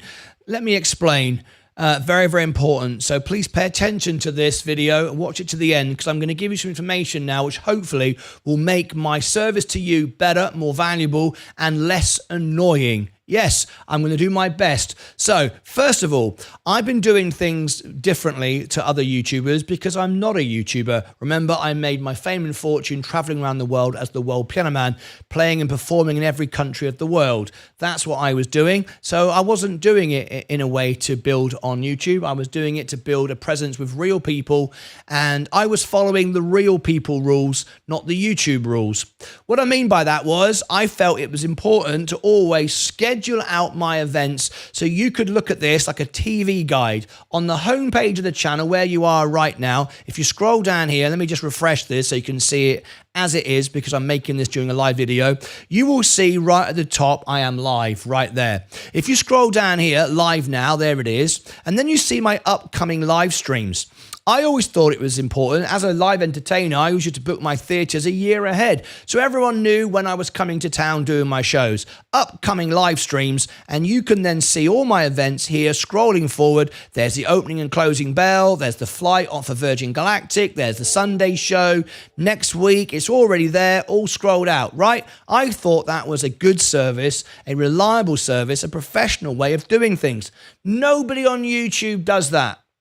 Nobody on YouTube does that. And the reason they don't, and I thought my viewers would kind of appreciate why I was, but the reason why they don't is because sadly, we don't have anymore the ability to, we don't have a very long-term attention span, and we only want to know what's happening now, not what's happening tomorrow, which is it explains why people spend most of their time scalp trading rather than investing.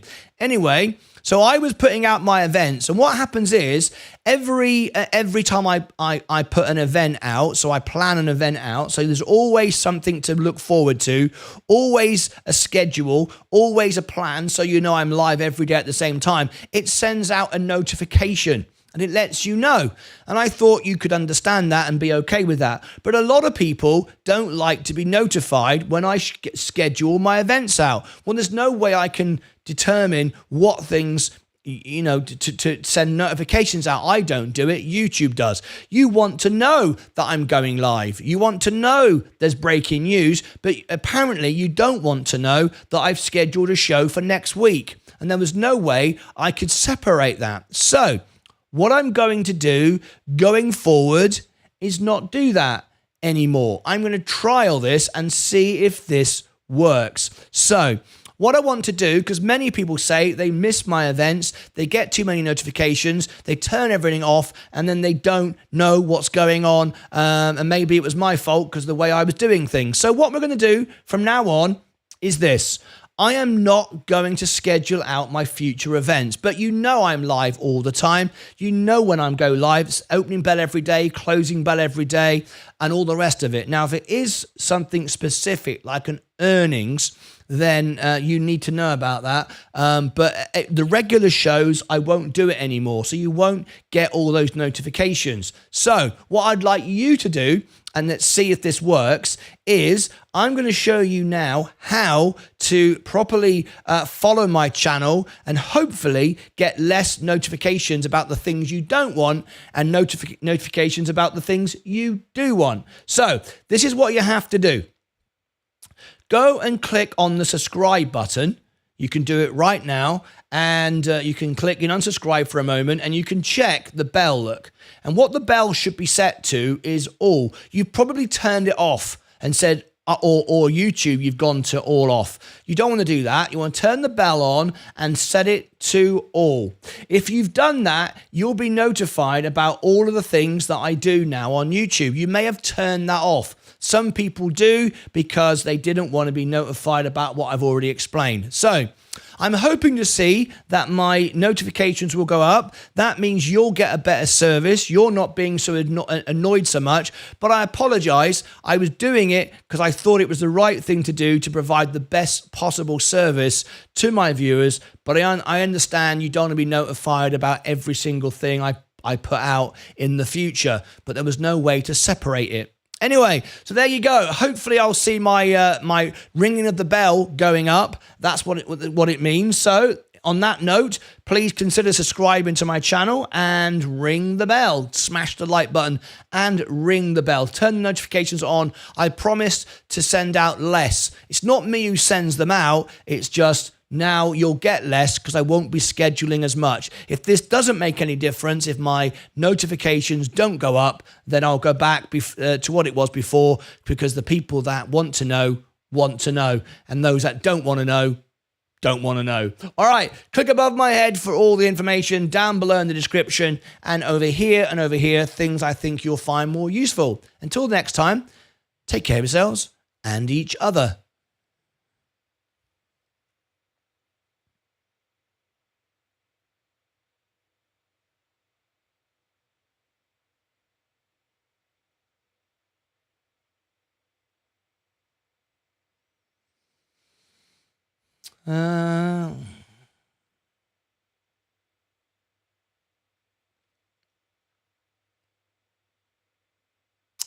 Okay, and finally.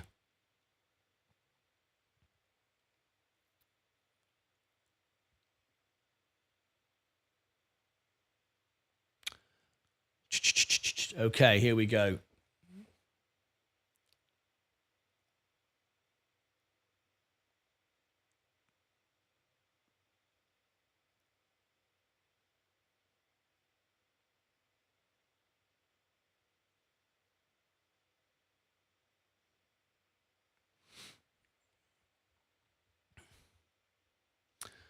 And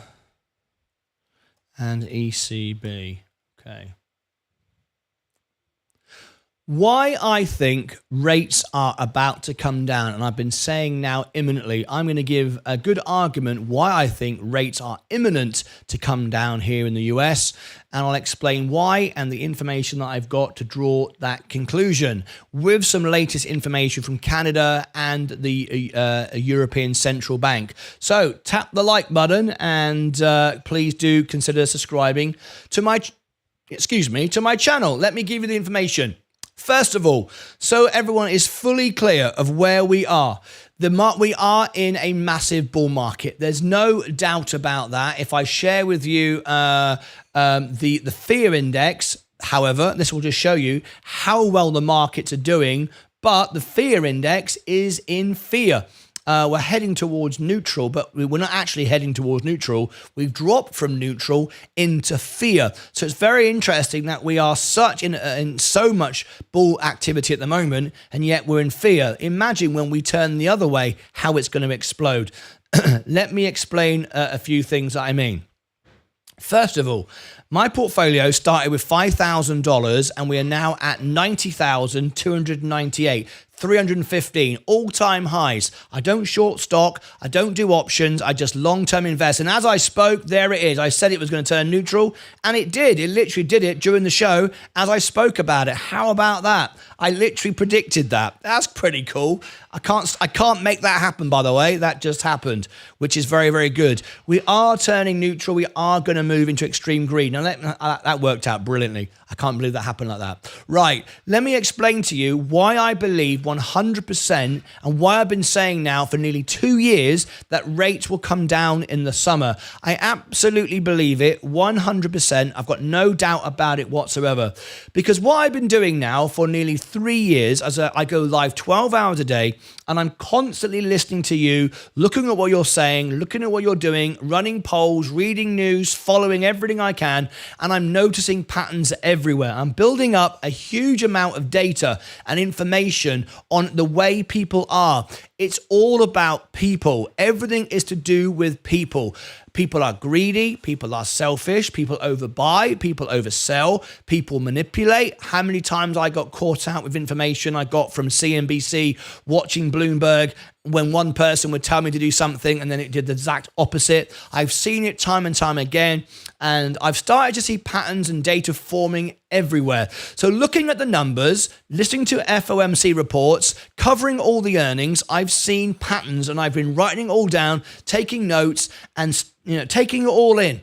And I stood by my statement that the rates would come down in the summer. I was probably the first person ever to say it 2 years ago, and I stand by it. I still believe rates will come down. It's imminent. It could happen tomorrow. It could happen today.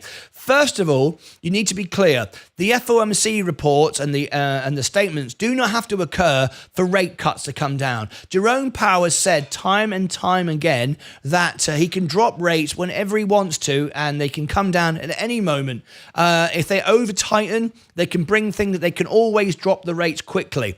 Now then, over the last couple of 24 hours, we have seen Canada reduce rates. We've now seen the European Commission, the European Central Bank bring down rates. Now, traditionally, historically, the Fed are always the first to do this. They might feel a little bit maybe embarrassed that they've not led the world. They've not led the world for the first time. And the reason for that is the Fed are using out-of-date lagging numbers. Their systems, the people that work at the Fed are very old, and they are using very old technology. They're using very old figures, and they really shouldn't be, because the data they're going off is past tense. We know now that inflation is coming down. We know there's lots of data to suggest actually we are deflationary. Things are much better than they actually are if you look backwards, as the Fed is right now. The European Central Bank realized that. Canada realized that. And I think America, the Fed, is going to notice it imminently and realize actually we've been tightening for too long. Now then, what does it mean if we bring the rates down? Does it mean that we're going to continue to bring rates down and it's going to come down and down and down? No. And it wouldn't be right. It wouldn't be right for Jerome Powell to suddenly reduce 0.25% today, 0.25% tomorrow, 0.25% next week, and keep on going. That would be irresponsible and would end up with a Paul Volcker. Everything would turn around and go straight back up again. He's being responsible, but he's tightening too much. He's being too careful because we've got an election year coming up. And he wants to get this job done before the election, and he wants this to be his legacy. But right now, he's trying too hard and doing too much for too long. If we look what happened today, only just today, a few hours ago, the ECB, which is the European Central Bank, lowered the three key interest rates by 25 basis points, in line with expectations. They were expecting to do this. It was 98% expected, and they did, marking a shift from 9 months of stable rates after inflation declined by more than 2.5%. That's a huge amount, by 2.5% since September. That's not a small amount. Now, we may actually be at 2% inflation right now if the Fed were using the forward-looking figures like they are in Europe and like they are in Canada, but they're not. They're using an out-of-date system. All right, the main refinancing operations rate was lowered to 4.2%, 4.25%. The deposit facility rate of 3.75 and the marginal lending rate to 4.5. However, domestic price pressures remained elevated, indicating continued inflationary challenges. To address the council aims to keep the policy rates sufficiently restrictive, maintaining a data-dependent approach. The latest Euro system staff projections for both headline and core inflation have been revised up for 2024 and 2025. Staff now see headline inflation averaging 2.5% in 24 and 2.2 in 2025 and 1.9 in 2026.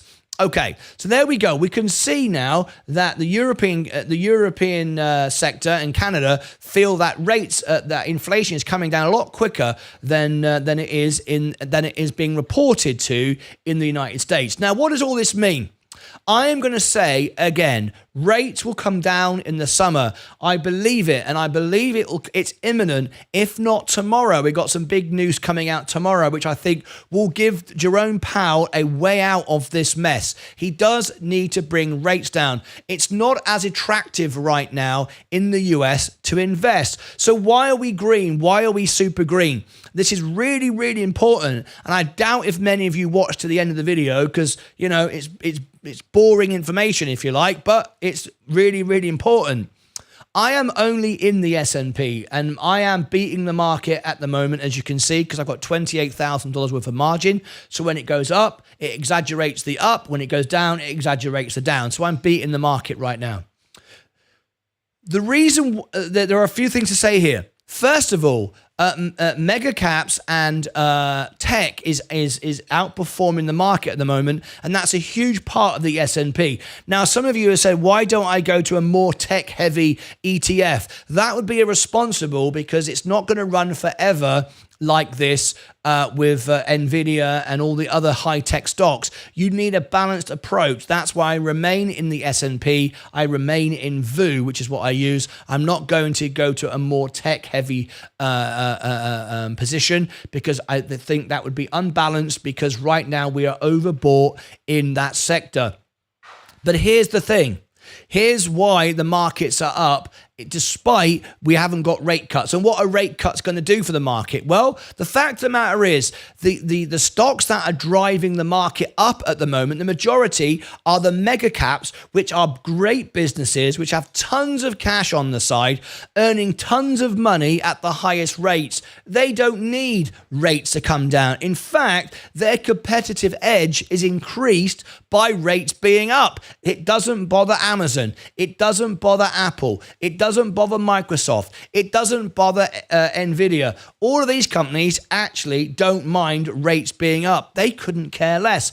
And when they come down, and they will imminently, it will go down by 0.25%. It will make no difference to those businesses whatsoever. Where rate cuts matters is for the small caps. The small caps, the companies that have got huge amounts of debt, no cash sitting around, and are struggling. For those, it'll benefit. And that's why I want to remain in VU, the standard S&P ETF, because there are smaller companies there that have massive potential, unleashed potential that yet is to occur. They will benefit from the rates coming down. The mega caps aren't going to benefit from the rates coming down because they're holding huge amounts of cash. And all it actually does is gives them a more and more competitive advantage because one, they're making extra cash, and two, their competitors are disappearing and they're buying them up. They're swallowing up the competition. The old saying, the rich get richer and the poor get poorer. So for me, it's absolutely right to remain in the S&P exactly where I am. I'm not going anywhere. In fact, I'm bullish, extremely bullish. In fact, I'm not fearful at all, unlike that index I just shared with you.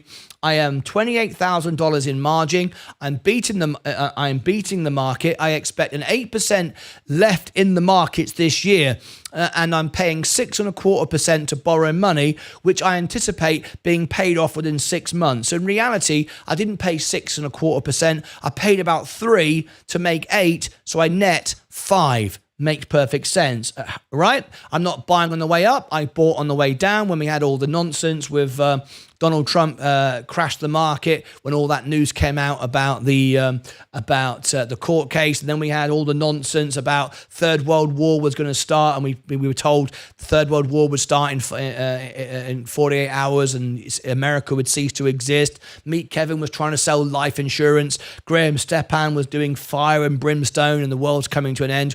All of that is rubbish. All of that is nonsense designed to get you to vote on their video and watch their video. This video, however, is from a much smaller channel. It's much more boring news, but it's the facts about it. So here is the facts. Rates will come down. They absolutely are going to come down this summer. Today, tomorrow, I don't care when, they're coming down, and the market knows it. What will it do for the market?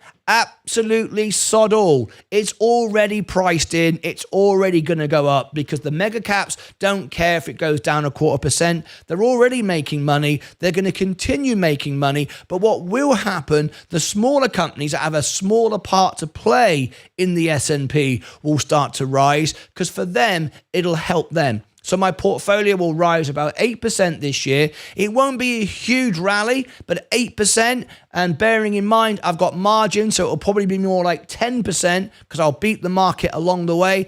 I am very happy. Thank you very much. So mark this day. I've been saying for nearly 2 years, rates will come down in the summer of 2024. Because if you spend 3 years going live, 12 hours a day, listening to everything, hearing everything, looking at all the polls, seeing how people are manipulating the market, how they're overbuying, how they're overselling, how we've got a meme craze, all of this, the way the Fed works, covering the earnings, covering the FOMC reports, you start to pick up a little bit of a pattern.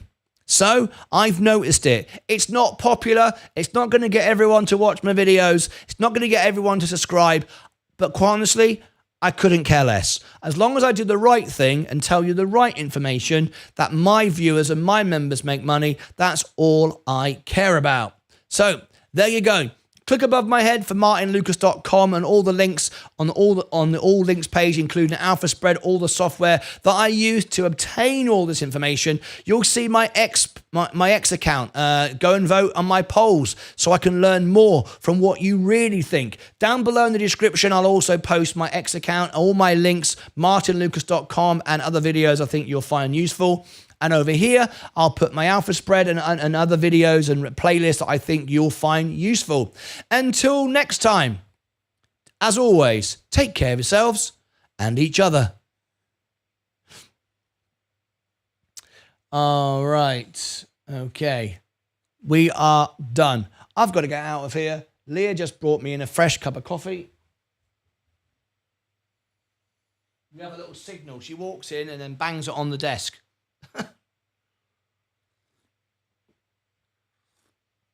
Right, I'm out of here, and we're all good.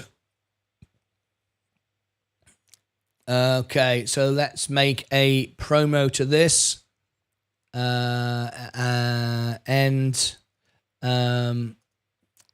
promo. Thank you all. You're welcome.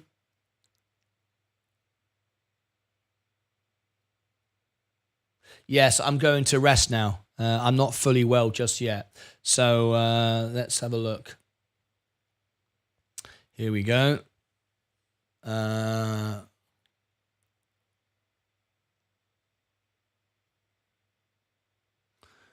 for this. And I'm out of here. Okay. So let's bring this up here. Okay.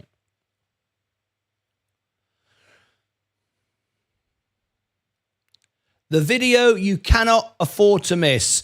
I'm going to tell you exactly when rates are going to come down, why they're going to come down, what happened when the market crashed when Donald Trump court case was announced, what happened when Iran invaded Israel when Donald Trump said the world would come to an end within 48 hours. That never happened. What happened when Meet Kevin said, I'm going to sell you life insurance because World War III is about to happen. What happened when Graham Stepan said the world's coming to an end with his Ferrari in the back of the garage or whatever that sports car is.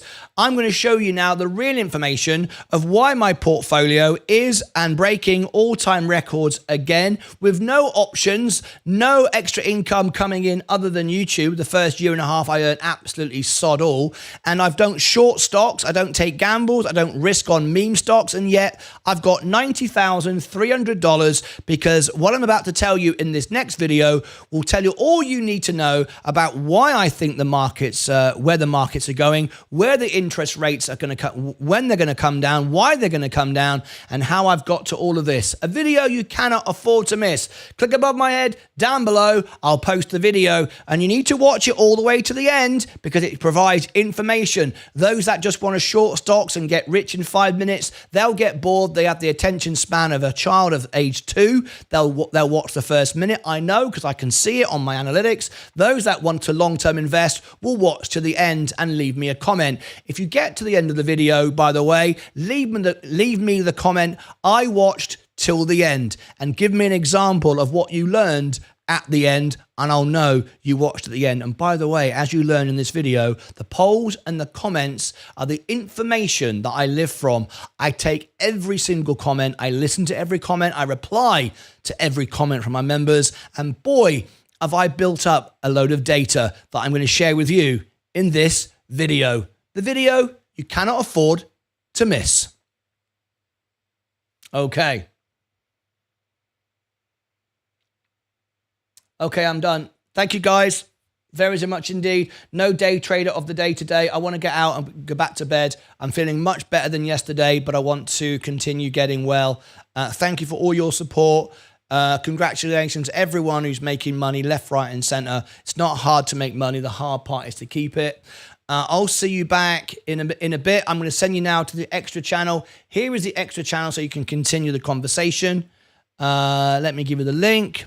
And we are 2 weeks away from our 3rd anniversary. Very, very excited. Let me just pop into Rumble. We got a nice big audience today in Rumble. How are you all today?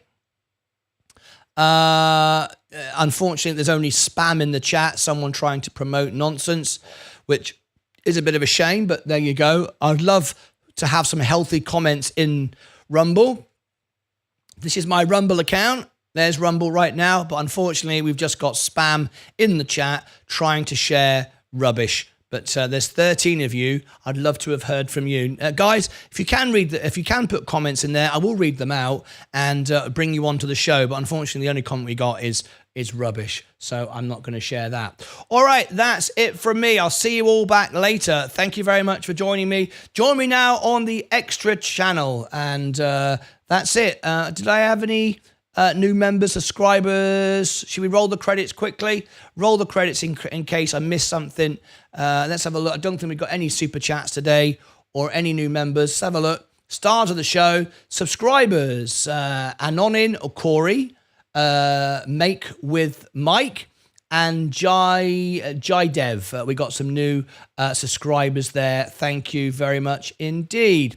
There you go. Let me have a quick look at how the subscribers are moving. We're heading up to our next level. If we go over here and see where we are, let's have a quick look. 25,817. Fantastic. It's been a bit quiet this week because I haven't done so much. Obviously, I've not been well. 25,817. Saskun 478. Unfortunately, I can't cover your stock today as you're not a member. If you are a member of the channel, I would cover it, make news on it for you. It would rank on YouTube and all the rest of it. Unfortunately, you're not a member of the channel. If you do become a member, I can prioritize you. I'm happy to do anyone's questions, but of course, I have to prioritize the members. There is the membership link in the chat if you want to become a member. All right, I'm out of here. Thank you very much indeed. And that's it. I'll send you now over to the Extra channel. Thank you so much indeed. Have a wonderful morning, the rest of your afternoon. I will see you back for the closing bell. Look out for the premieres. And thank you for all your love and support. I'm feeling much better today. And I'll see you back shortly. Until next time, as always, take care of yourselves. Oops. And make sure that's up to date. And each other.